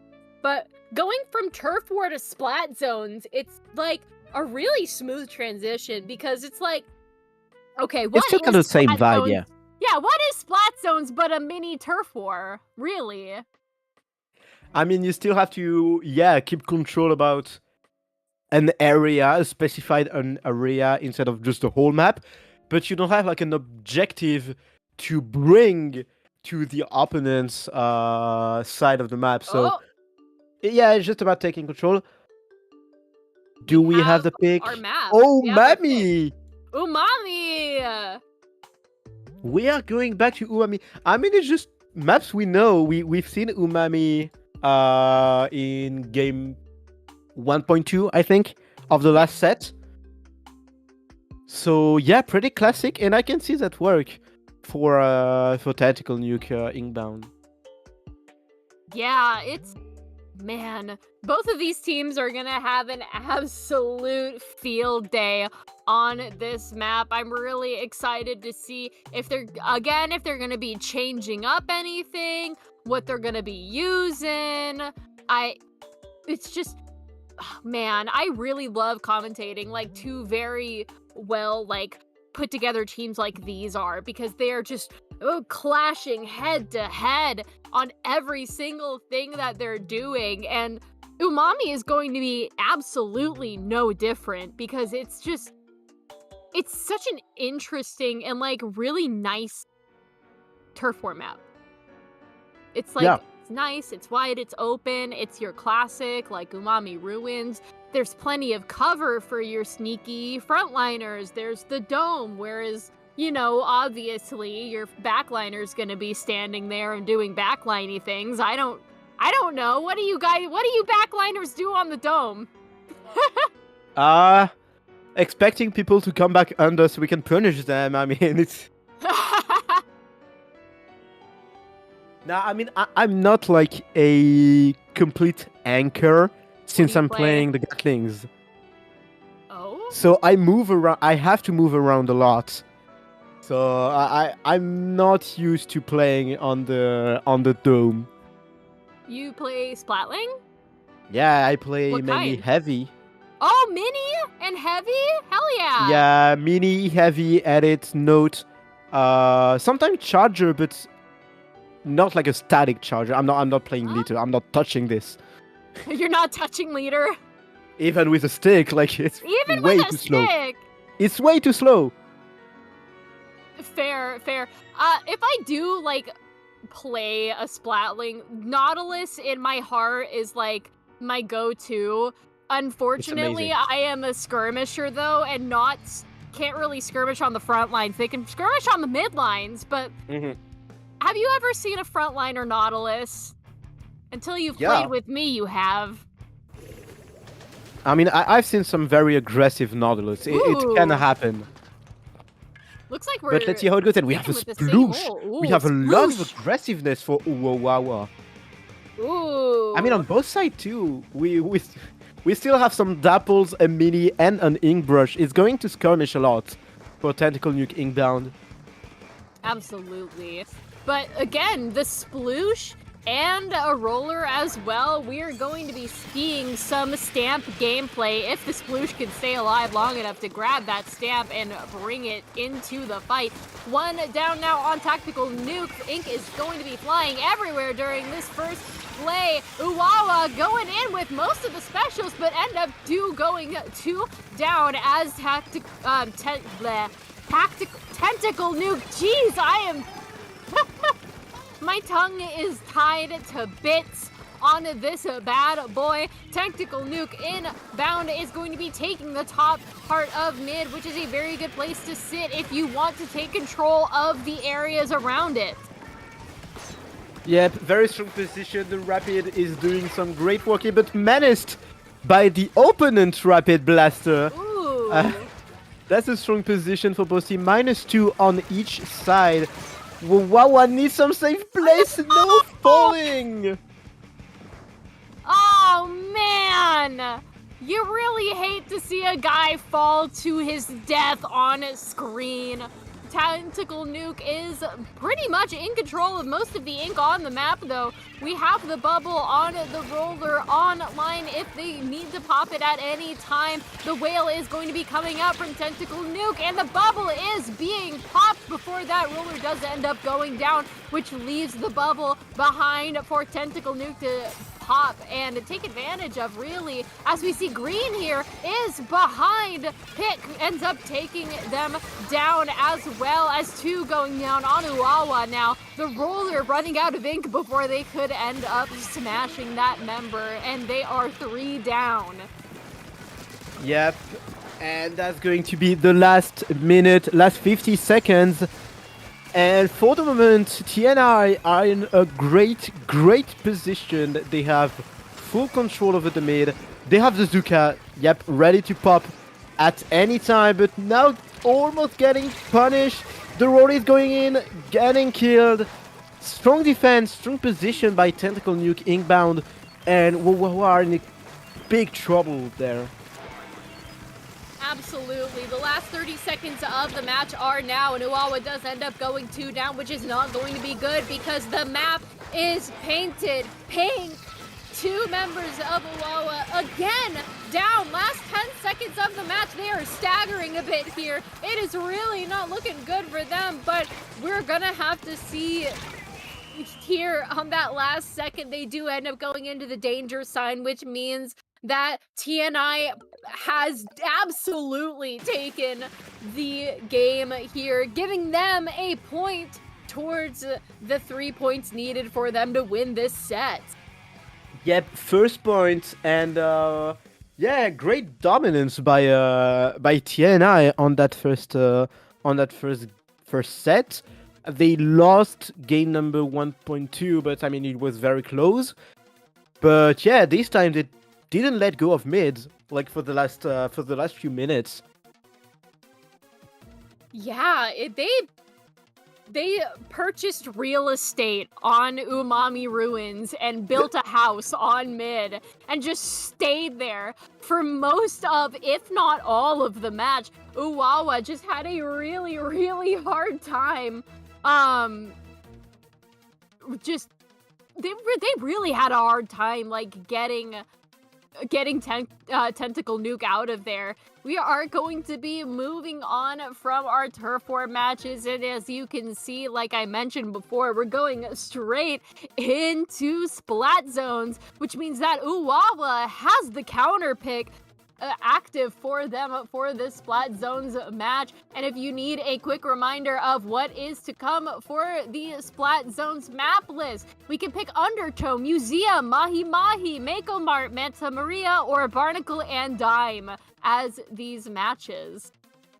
I mean, I can completely see them pick Mahi, especially for you. I mean, they won on Mahi in Turf War. They counterpicked it. It worked. So it's a safe bet. It's a very safe bet. Absolutely. I mean, if they can pull off Mahi zone, like Mahi turf in that first set and win, then they can absolutely do their best to pull off Mahi zone's win. Definitely. Well, we'll see how it goes. It's going to be very disputed. And there are some switches for I think it's Wawawa switching some players. What can they have? They have Pick, Katska, Fosmela, Snowy, and Arcaf Pizza. What a name! What a name! What a name! Archive the pizza. Let's see who is brought onto that game number 2. And yeah, it's the start of the real set right now, but they have an advantage, Tentacle Nuke Inbound, and certainly not a small advantage. It's still a great one. BO5, it can go pretty fast.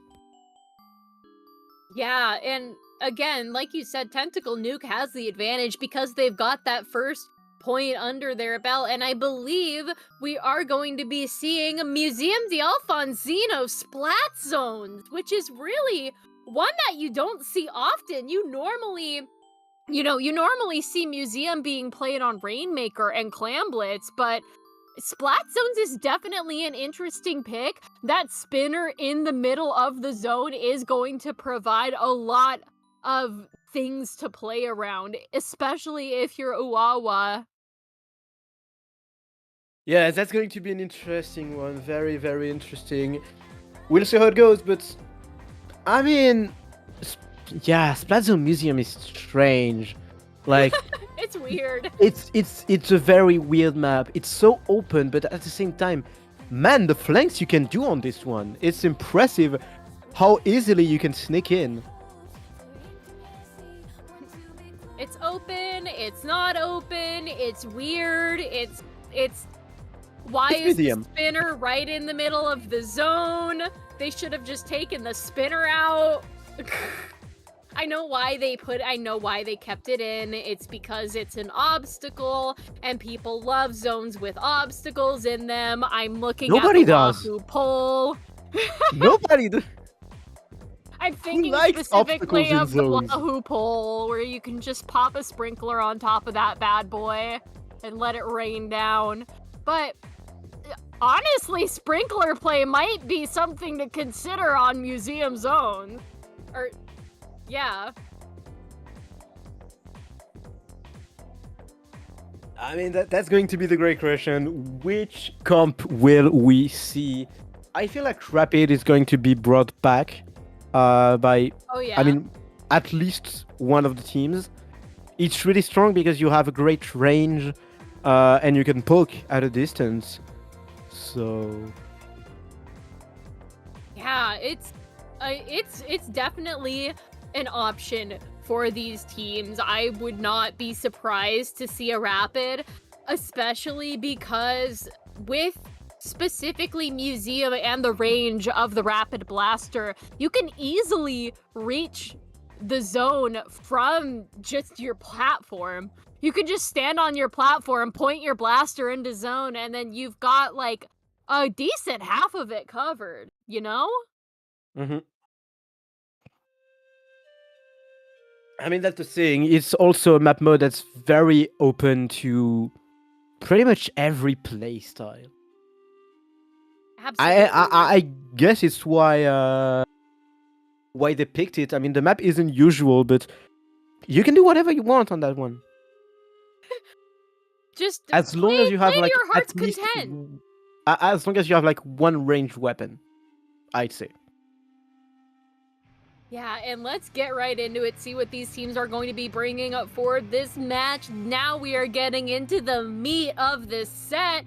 Splat Zones Museum de Alfonsino, we have seen basically the same comp, but I do want to point out that Uwawa has brought a Decavitator into the mix.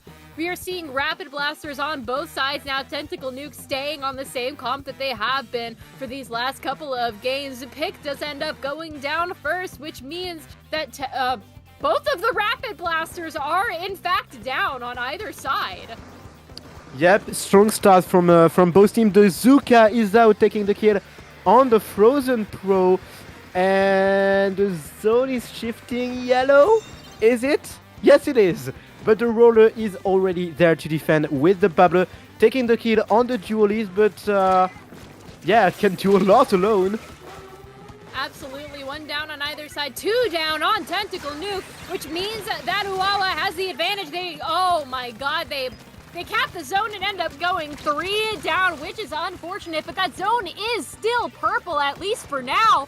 Tentacle Nuke is looking to cap that zone. They do end up doing so. 79-82 now, as the members of Uwawa are flanking around that little corridor there. We're seeing that Ninja Squid coming in very handy for as the Brush and the Roller have their faded duel and end up picking each other off as we lose control of the zone. Losing control. Oh, what a double kill! But the Rapid is making some quick work out of it. Still in position to defend, still in position to get some jumps in, but it's definitely not comfortable there. Yeah, and Tentacle Nuke has gone 2 down there, but they are 3 down there. My apologies. They are still in control of the lead and the zone. Nuwawa just now barely taking control of the zone. We're going to be seeing that whale come out as Pick takes up that spinner position, being the defense that they need for the rest of the members of Uwawa. On top of that spinner with that Rapid Blaster, does end up dropping down now as Tentacle Nuke ends up painting that zone as much yellow as they possibly can, but they do end up having to be pushed back into their, like, way past their spinner as the zone remains purple. Yep, zone remains purple. It might be a lead flip. No! Right at the perfect moment for Tentacle Nuke inbound. They take back the zone. It's a delayed wipeout. The Frozen Pro is the only one left. That's not a great position, and the flank has been seen, so no surprise there. Yeah, looks like the sodas are going to be going out, but Tentacle Nuke is 2 down. We see that Rapid drop down into mid, looking for that chip damage kill on that roller. Does not end up getting it, but that roller does end up going down either way. The bubble is going to be broken as 3 members of Uwawa go down. A Tentacle Nuke taking control of the zone once again. They are past their penalty points now, and they are looking for that knockout, but there is 90 seconds on the clock. Still plenty of time for Uwawa to take this game back if they can get down to zone and paint it in time, because we are already in the teens looking for the single digits.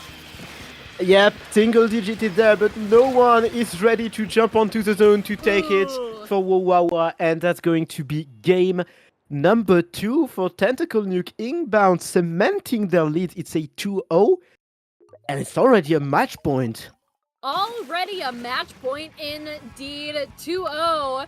It is still Uwawa's counter pick now. We are going to be going into Rainmaker, but first let's take a look at these replays and see what exactly went right for TNI during this match, because they Mini cooked. The mini cooked. The mini cooked. The new absolutely. mini is literally so nuts. I can't wait to pick it up. Like, oh my god. I've never wanted to play mini until, like, they came out with the new mini kit, and I was like, an aggressive mini just for me. I mean, the first kit was supposed to be very aggressive, but unfortunately, hammer is hammer, and it doesn't work in Splatoon 3. But yeah, now they got it with Zuka. The only downside I see is probably Beacon, which is weird because it's a support tool.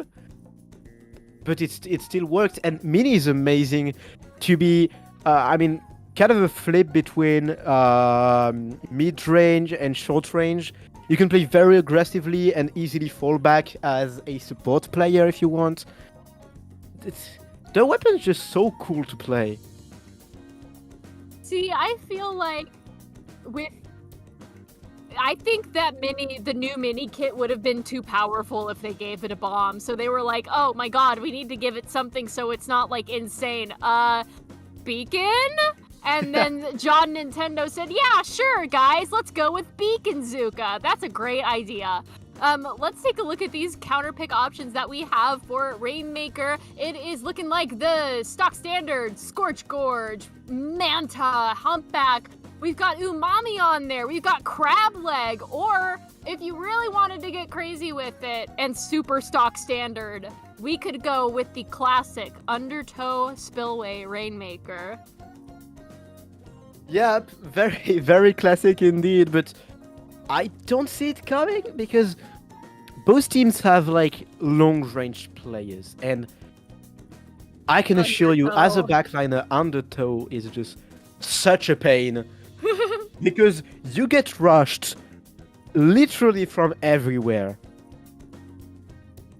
Absolutely.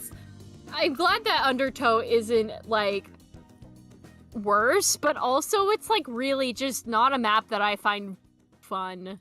It's a slog at best and awful at worst. And let us see here. We don't have a map quite yet. These teams are still deciding, and it's a very good decision to Oh my god, we're going to no, Undertow. no, please. No way, no shot. Okay, we're going to Undertow Spillway Rainmaker. Now, there are two ways that you could possibly go on this. You've got the stock standard, left side checkpoint that everybody wants to go for with the now thankfully paintable corridor into gold. I don't know what they were thinking making it unpaintable before the adjustments to the maps, but oh my god, it was awful. And then you've got the safe option, you've got the right checkpoint that doesn't really give you a lot of points, but you get the checkpoint quicker is the thing with that one. So again, two options. Most players do tend to go for that left checkpoint. It is a bit of a longer haul, but it does end up netting you more points in the end. It's kind of weird because if you get a wipeout and the checkpoint is down, right side is completely free. Like if you're coming back from mid and get a wipeout in neutral position, right side is free because there's no one there, and it gets you points very quickly, and like you get very close to the KO.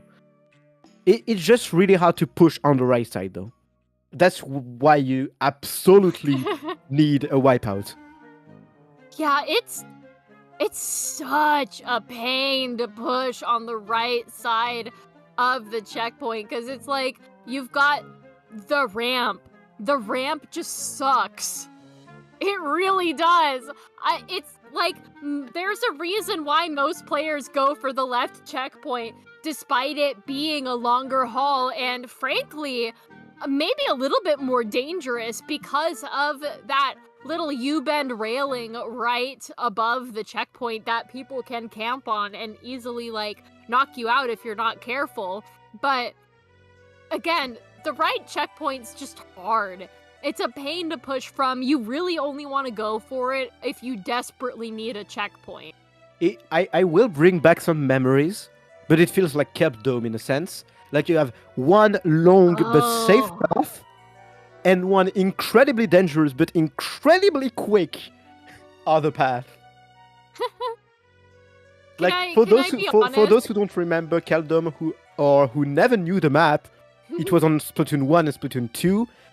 If you go like on the mid and right side, you had like a pretty standard path. But if you go on the left, you were like for 50 points, you had like grids. So you couldn't swim, you had to walk. It was painfully slow. Just grids?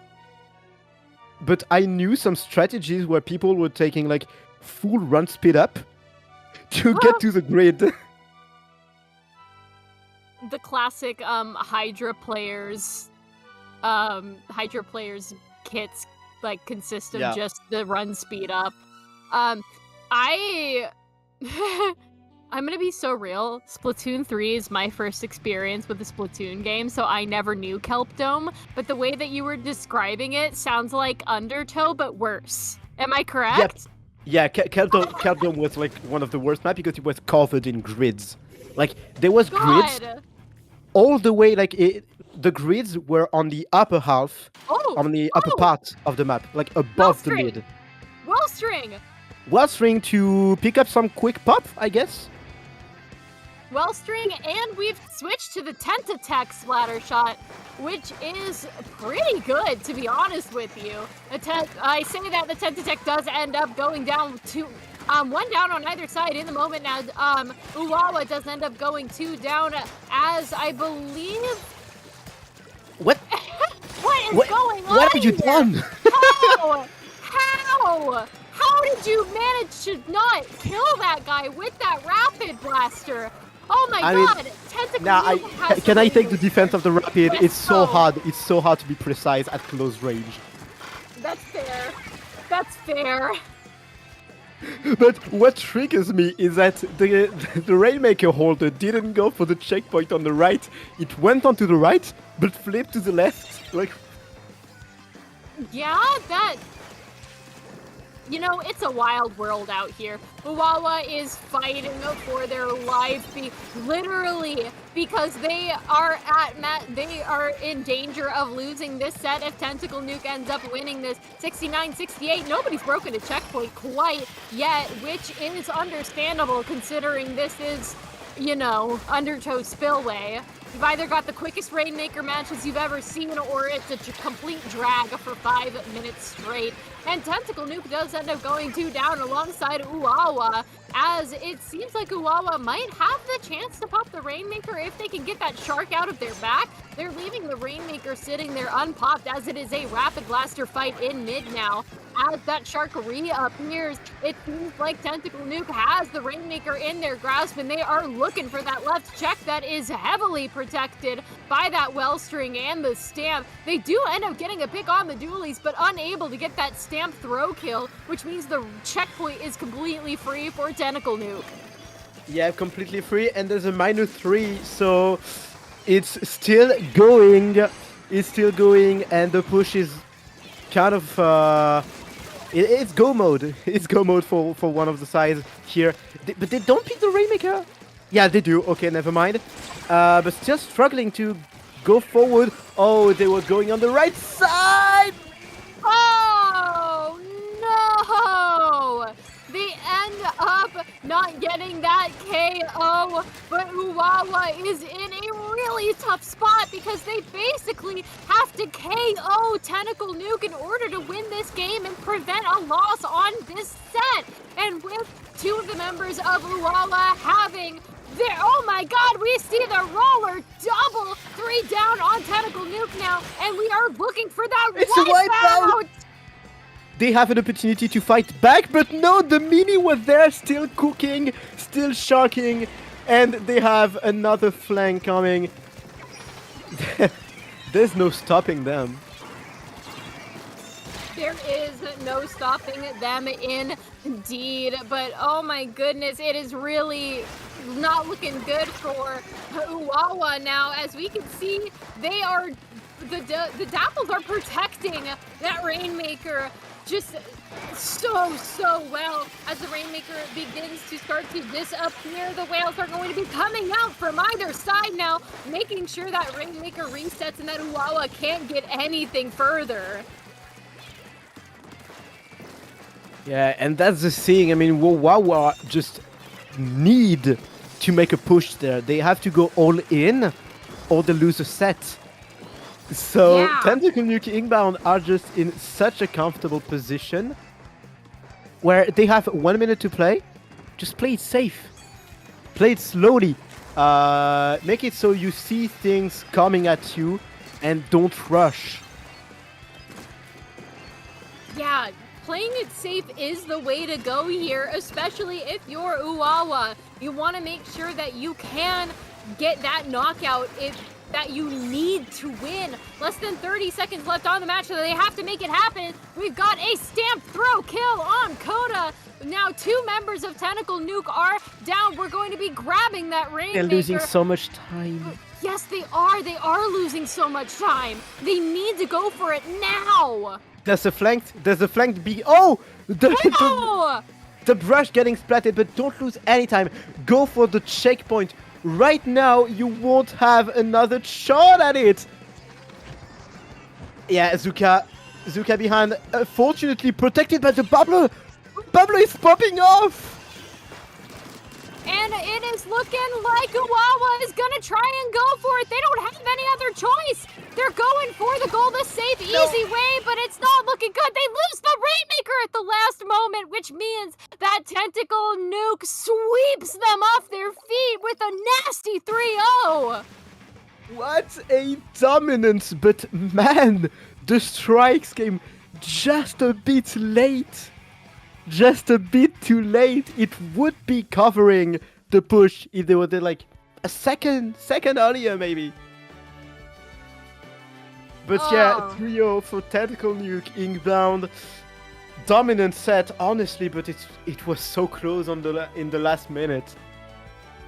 It was so close in the last minute. They got themselves together at the very end, and the triple ink strikes came in, like you said. too little too late for Uawa to take it any further than what they had gotten it. And they did, in fact, lose a lot of time while they were trying to get the Rainmaker onto the checkpoint. We can see here the failed overtime push, which is unfortunate for them, but rather fortunate for Tentacle Nuke because they are going to be the winners of this set. Like I said, sweeping them off their feet. What an incredible match from both of these teams. Incredible match, incredible set. We fought until the end, even though it wasn't looking so good. So props to them and props to Tentacle Nuke Inbound for taking it home. And that's how we're going to say goodbye because we have to let our place to the next block. I believe it will be Pat, Jay, and Tsuki taking the place for block 2. It was a blast commentating with you, Connie. Thank you for being there. And also thank you, Joe Ryan, for the stream. Just before we go in, Connie, where can we find you on the different social medias? If you want to follow my quite inactive Blue Sky, that is going to be carnivai.bluesky.social. You can also find me wherever you get your Splatoon 3 tournament content. I am on Dapples, I am on IPL. You can find me mostly on Under Pressure and Splatoon Tourney, though. During the Ludi season, I do that as well. And it has just been an absolute blast at commentating for you guys today, with you guys for my first collegiate match, actually, commentating. Where can the good people of Twitch find you? Honestly, it's just written on your screen, Incurie22, pretty much anywhere. Twitch, YouTube, Twitter, Blue Sky. I'm actually trying to make up a YouTube channel about match analysis. So if you want in-depth analysis, go check it out. If you want some other commentary, go at Inc_Souls. It's a French organization. So you'll see some French commentary there. Until then, see you next time. It was again a blast. Thanks, Connie. Thanks, Ryan. And thanks, NSE, for having us. Goodbye.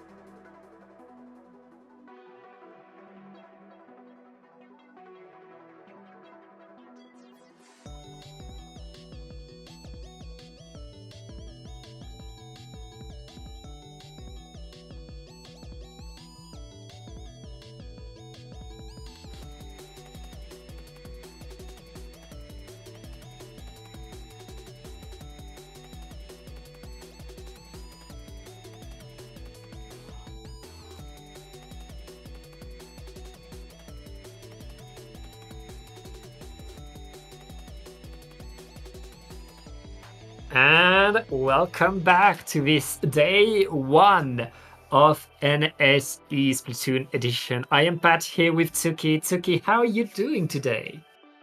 Doing great. How are you doing, Pat? I am doing awesome. I managed to shield myself from the heat wave, which means I'm in a fantastic mood right now and ready to watch some wonderful players play some Splatoon in front of us. And to finish the day, because this is our final round of the day, we're going to watch Jorvik go against Portsmouth Beach episode.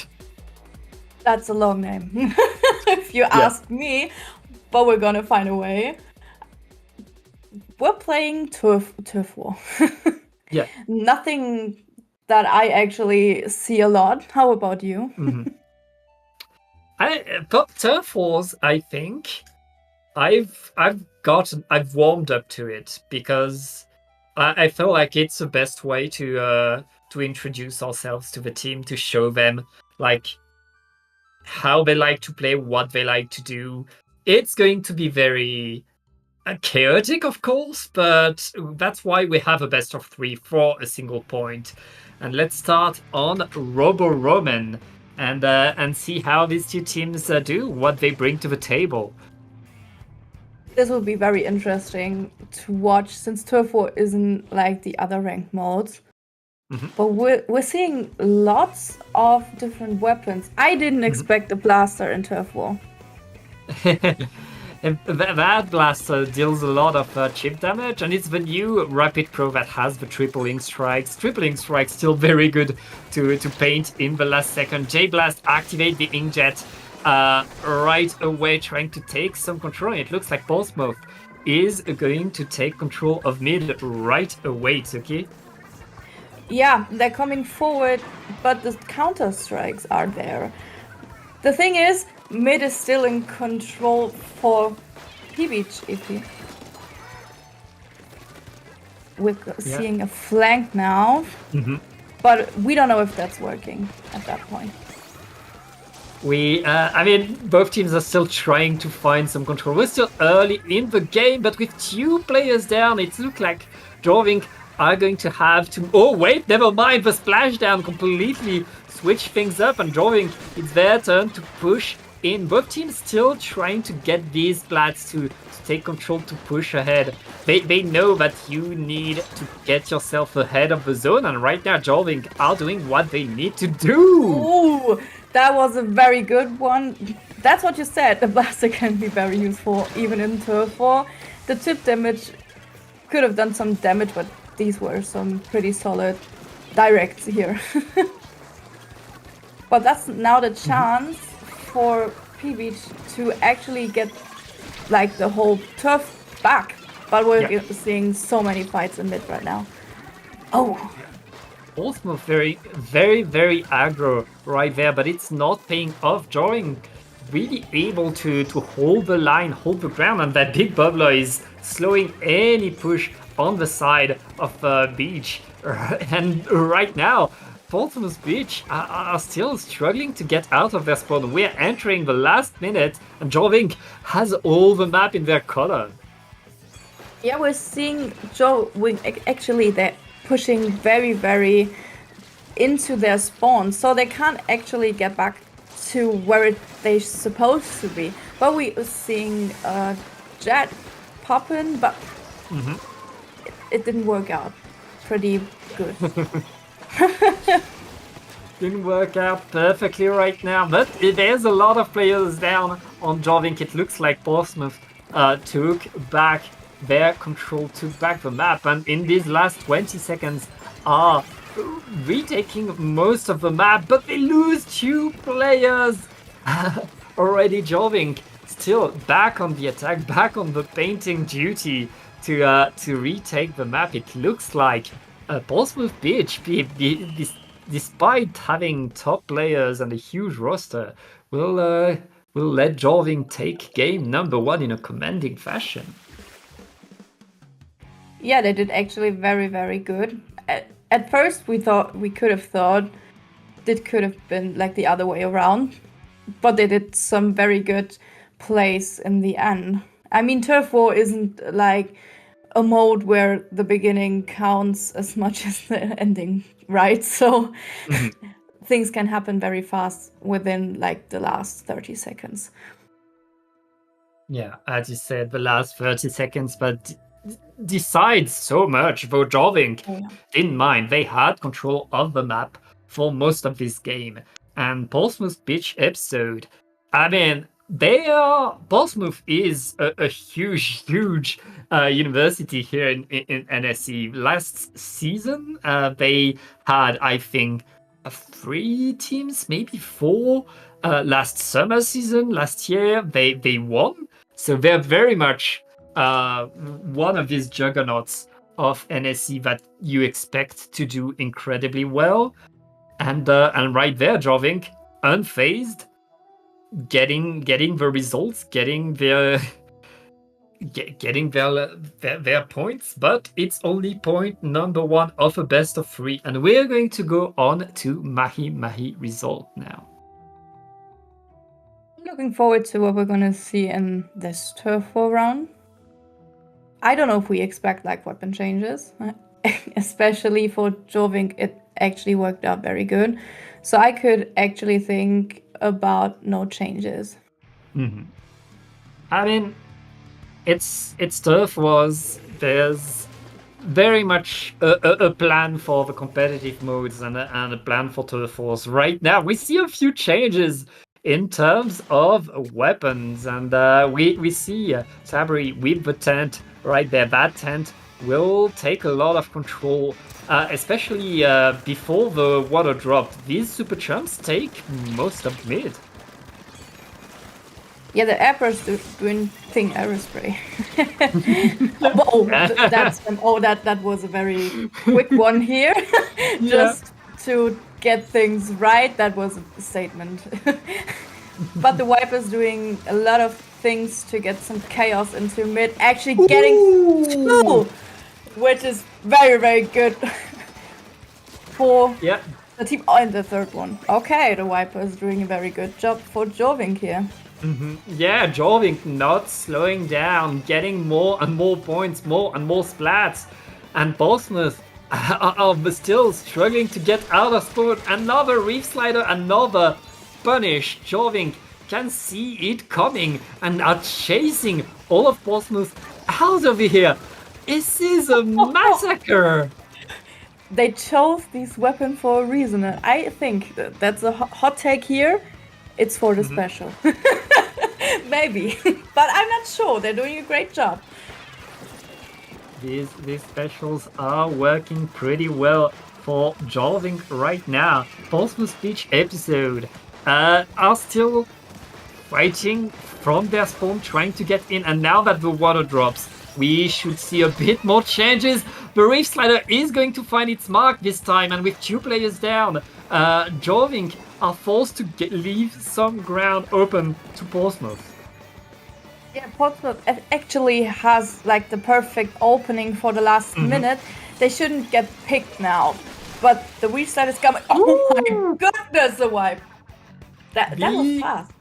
Yeah, and that's the answer from Portsmouth Beach episode.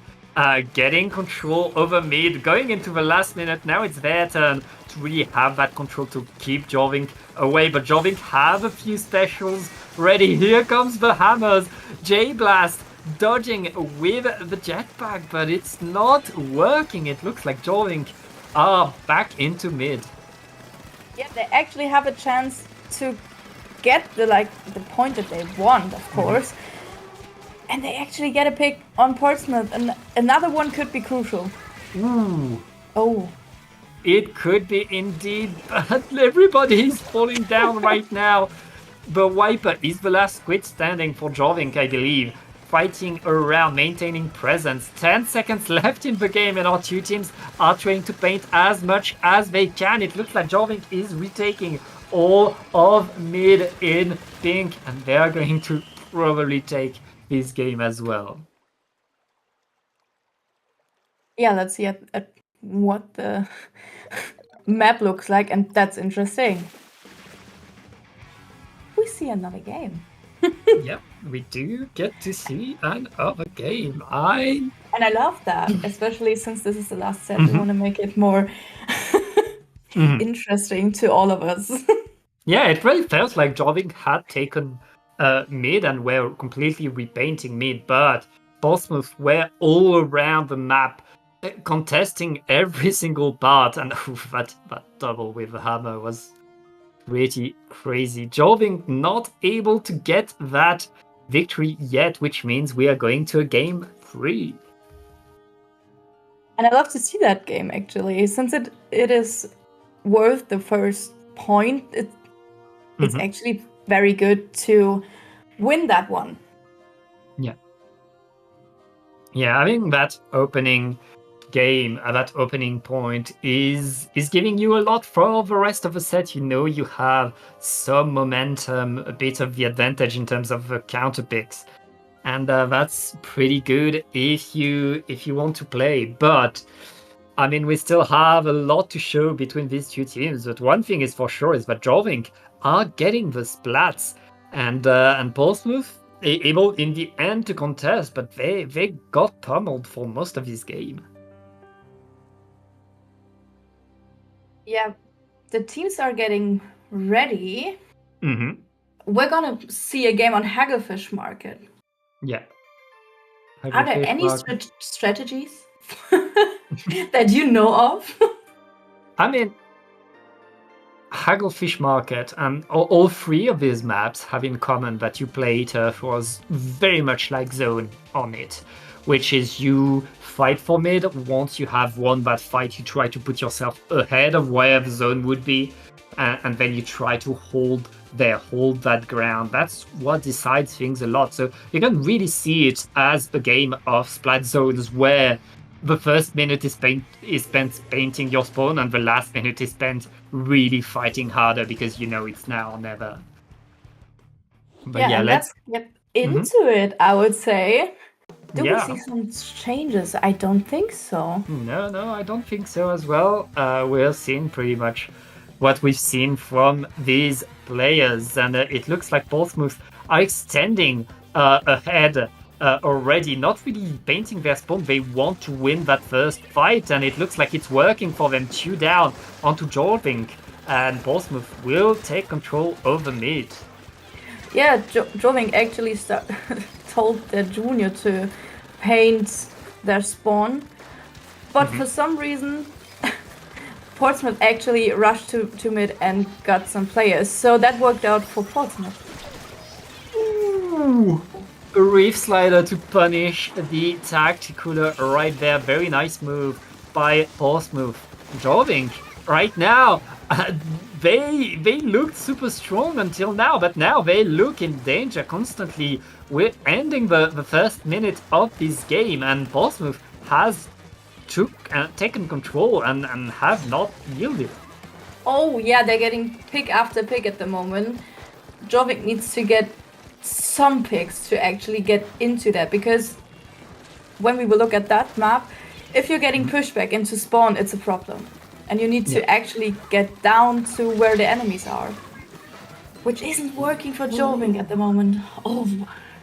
Yeah, but the strikes are coming in. These strikes are allowing Jorvik to get forward a bit, to get some control right there. Oh!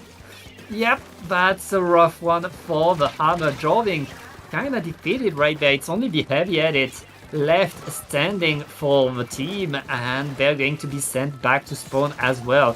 Portsmouth are looking stronger each game. Yeah, they actually...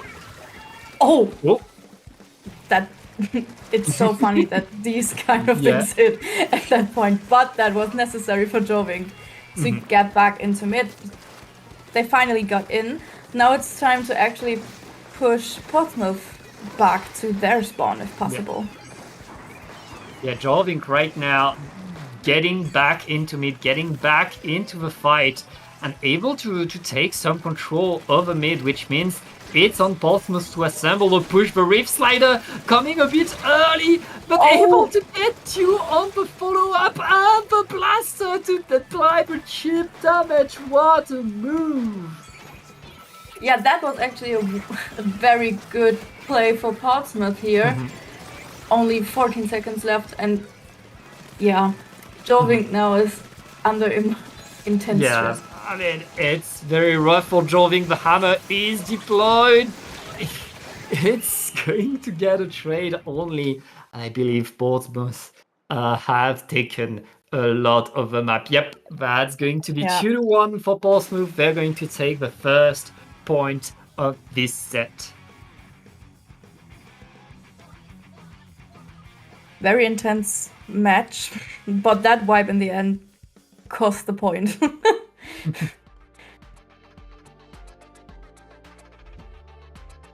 Yeah, it's That was just a hammer.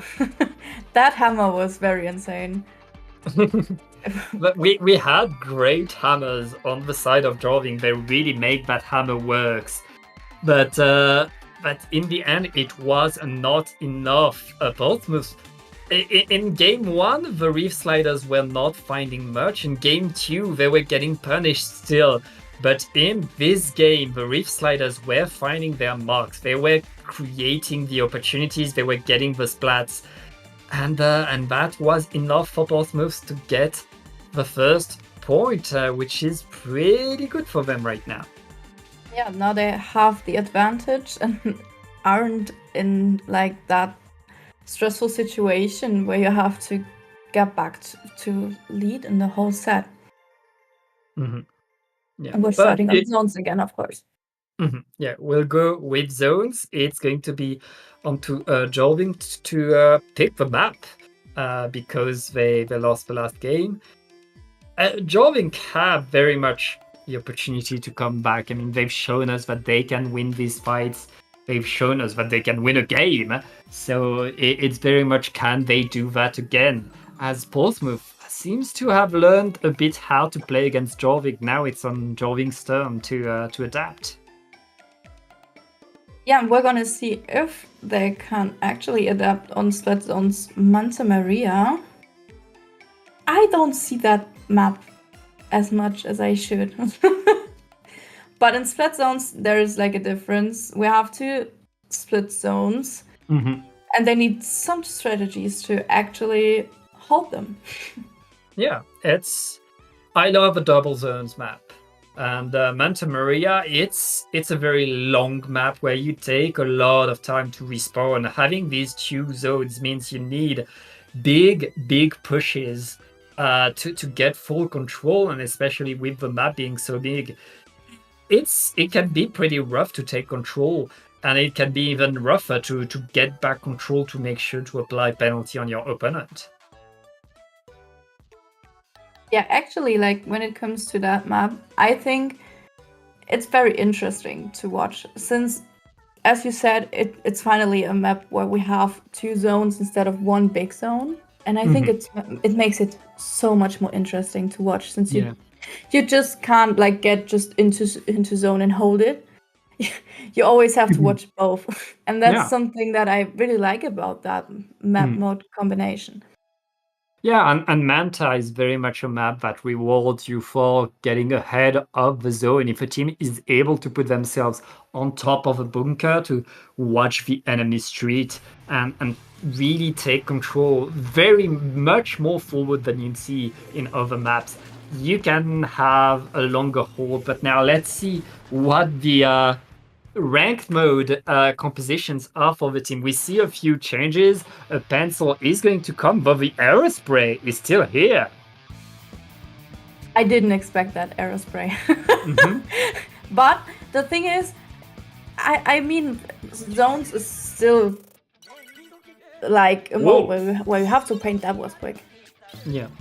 What happened The there? fact Portsmouth took control right away with a few good splats, and that's a wrong time to drop right there. Portsmouth is taking control, now pushing in with a wipeout. Yeah, Joving now needs to get like themselves together. They can't drop again like they did in the first half of that match. When it comes to points, we're down to 45 and below. the blaster in the zone right now, trying Yeah. to get to actually hold the timer, and they actually have the Ooh. chance for the zone, and they're finally in control. Yeah, Joving getting a very, very nice push right here. Simply moving in, moving forward, and taking more and more control. Portsmouth recognizing game and simply leaving the grounds, letting the penalty be applied. But now they're already back on the attack, back on the push. The Rift Slider is there, is not going to cap the zone, but is allowing Portsmouth to get on to there, and with a few extra splats, it's only Copper for Joving. Copper is forced out. That's going to be Portsmouth back in control of the zones. Yeah, Jovic now needs to get their control back. They're getting pushed back again in this case. But they're trying to hold both sides at some point. But with CJ Blast getting two again with that splash, and there's the wipe. It's a my God. wipeout, and there isn't much penalty left onto Portsmouth. They could very much get a KO here, especially if J Blast keeps getting splats. Also, Dude is behind everybody. Oh my God. Coming in with a Rift Slider. What a move! That arrow spray got some attitude, if you ask me. But the Blaster getting another one, which is very necessary for Joving. But Joving was able to apply penalty to get back forward, and I mean, that's one thing we have to recognize. Joving is really able to do. Simply when they want to move forward, they can, but they have trouble defending as well. Portsmouth is going to take back control. Yeah, I think Joving doesn't have trouble to actually get that zone, but to hold that zone. Yeah. 2 down again. This could be the end if they don't play it like cautiously. Oh yeah, but their mini is on the zone, able to capture one zone, but you need to capture both. They were not able to capture both right now. J-Blast dancing on the zone, trying to maintain presence. We're still neutral, but there's 2 down onto Joving, and no penalty onto Portsmouth. Portsmouth still has control and are going to be back to scoring points now. Joving, they have no choice. They need to run forward and paint with everything they have. They need to run fast. One last point and that's game. Okay.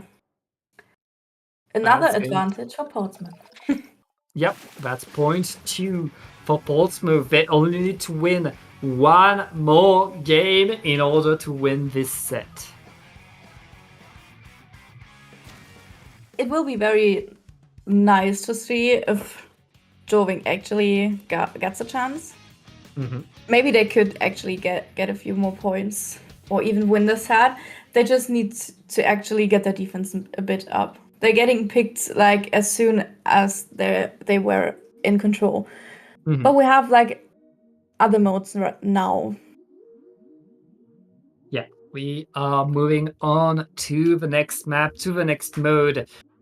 Between these teams, it's going to be a Rainmaker, and given Joving's ability to go forward when they want to, Rainmaker is going to be a good moment for them, as long as there's no struggler, no flank on the side of Portsmouth. They'll have to watch out for that. They very much have a shot at getting a good push. Yeah, Jovings now need to be a bit more cautious of like the play style of Portsmouth, because if you like think about the last few matches that we saw, Portsmouth actually plays very aggressive. Like the mode doesn't even matter. Like in split zones and in turf war, they actually rush right to the enemies. So especially when it comes to Rainmaker, you shouldn't like die or get like that could cost everything. Don't die. Good advice. Don't die. that could be like crucial for like the whole game. For Rainmaker especially, the one splat that you have or don't have on the Rainmaker is often what decides the game. And right now, no change in terms of comp for Portsmouth, but Jorvik are bringing in the new Hydra to the mix. That new Hydra with an extra bubbler, that's now a double bubbler for Jorvik. They want to be able to slow down the game to secure things as much as they can. Yeah, and we're seeing both teams in mid. Actually, the Blast are trying to get a few picks, which actually works. Like, they had a good chance, but they're 2 down again. Oh. What happened? J-Blast to the side with that blaster is going to be punished, but Jorvik is very much defending as much as they can. Every special is thrown, and Portsmouth are running to that left side and are going to take the early checkpoint. That was very fast. We're not even a minute in. That pencil is doing everything it can, getting picked. Oh my god. Well, they got to 43. That's going to be the end of that push. Sneak is still there with a pencil, but is forced out because they're alone. Jorvik still in this game, still ready to attack, but they need to use their resources just to get out of their spawn right now. That Hydra is say, oh, that Hydra. Oh! Okay, that's a massacre. Oh no. Okay, Jorvik's now in. That could be the end if they don't play this calm. It is pretty dire for Jorvik. Portsmouth are reminding us why they are one of the favorites of this league. Right now, Sneaky, is this the last squid standing? Again, forced out. Jorvik defending, okay, being able to keep themselves there, but they need to bring that Rainmaker on the other side of the map now. Yeah, I think it's still possible, of course. Jorvik needs to push down to at least 42. That's possible. They shouldn't get pushed back again like they did in the first. Oh, that reslider. In the first 1.5 minutes, and they finally have a chance to push. Yeah, but one player suicide is going to ruin the day. You said don't die. Well, the Rainmaker died, and that's the end of the push. All of Portsmouth has already respawned and is back into Iron Defense mode. Yeah, now they're playing it safe, or do they? Jorvik's actually getting pushed again, but even that reef slider, just to be sure that this doesn't happen. Oh my god. Yeah, and with 2 players down, Portsmouth is going to re-grab the Rainmaker, prepare another push forward. There's people to the right. I expect Portsmouth to run to the left right away, try to get a few more points. They're dodging, but the Hydra will stop the Rainmaker there. And with 2 players down, I think Portsmouth will have to move back. Unless Judy Jude just running right there, not able to extend the lead, but able to maintain the presence. Yeah, they're keeping the pressure up, especially that Rainmaker couldn't push further, but they could actually get some players. Some squids fell into the descent. Yeah. And that works, of course, perfectly for Portsmouth. Jorvik, they're fighting well, but the Rainmaker is staying always on the same side of the map. They're not able to push it forward, as Portsmouth is simply happy to maintain the fight there, no matter that it's straight. Portsmouth are winning this game right now. Going into the last minute, Jorvik need a big push.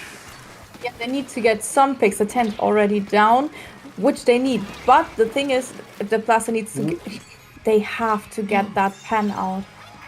They do, but the pencil is going to win the duel. And Jude, with a reef slider, is creating some havoc. Oh wait, there's 2 down, wait.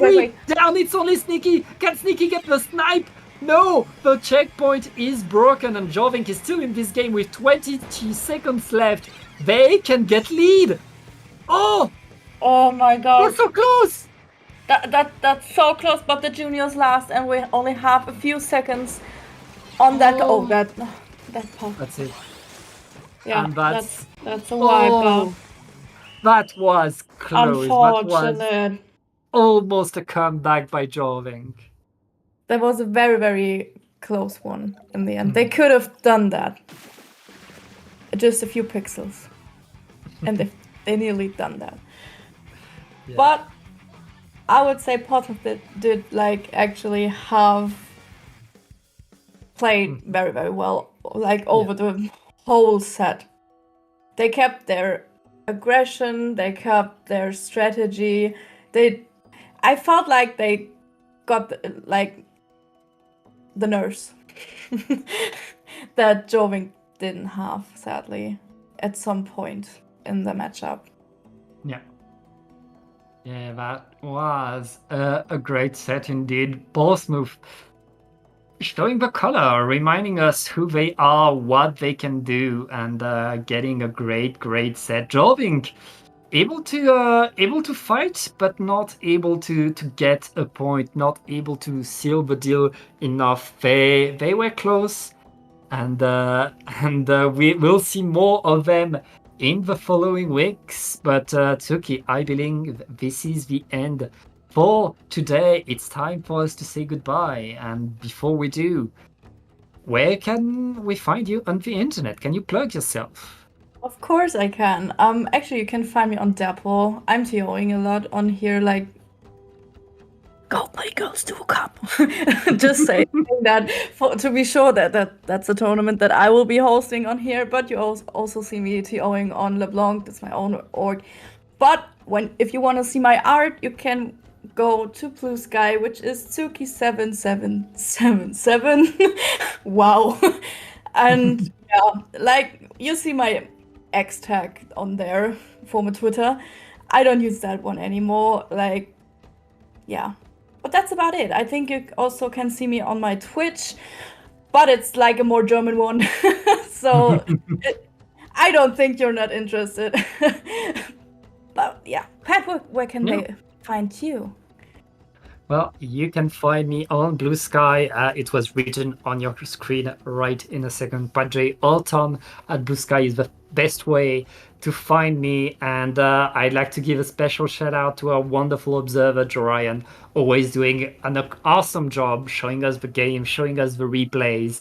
And yeah, thank you to everybody at Dapple for having us. And we'll see you in the next one. See you soon.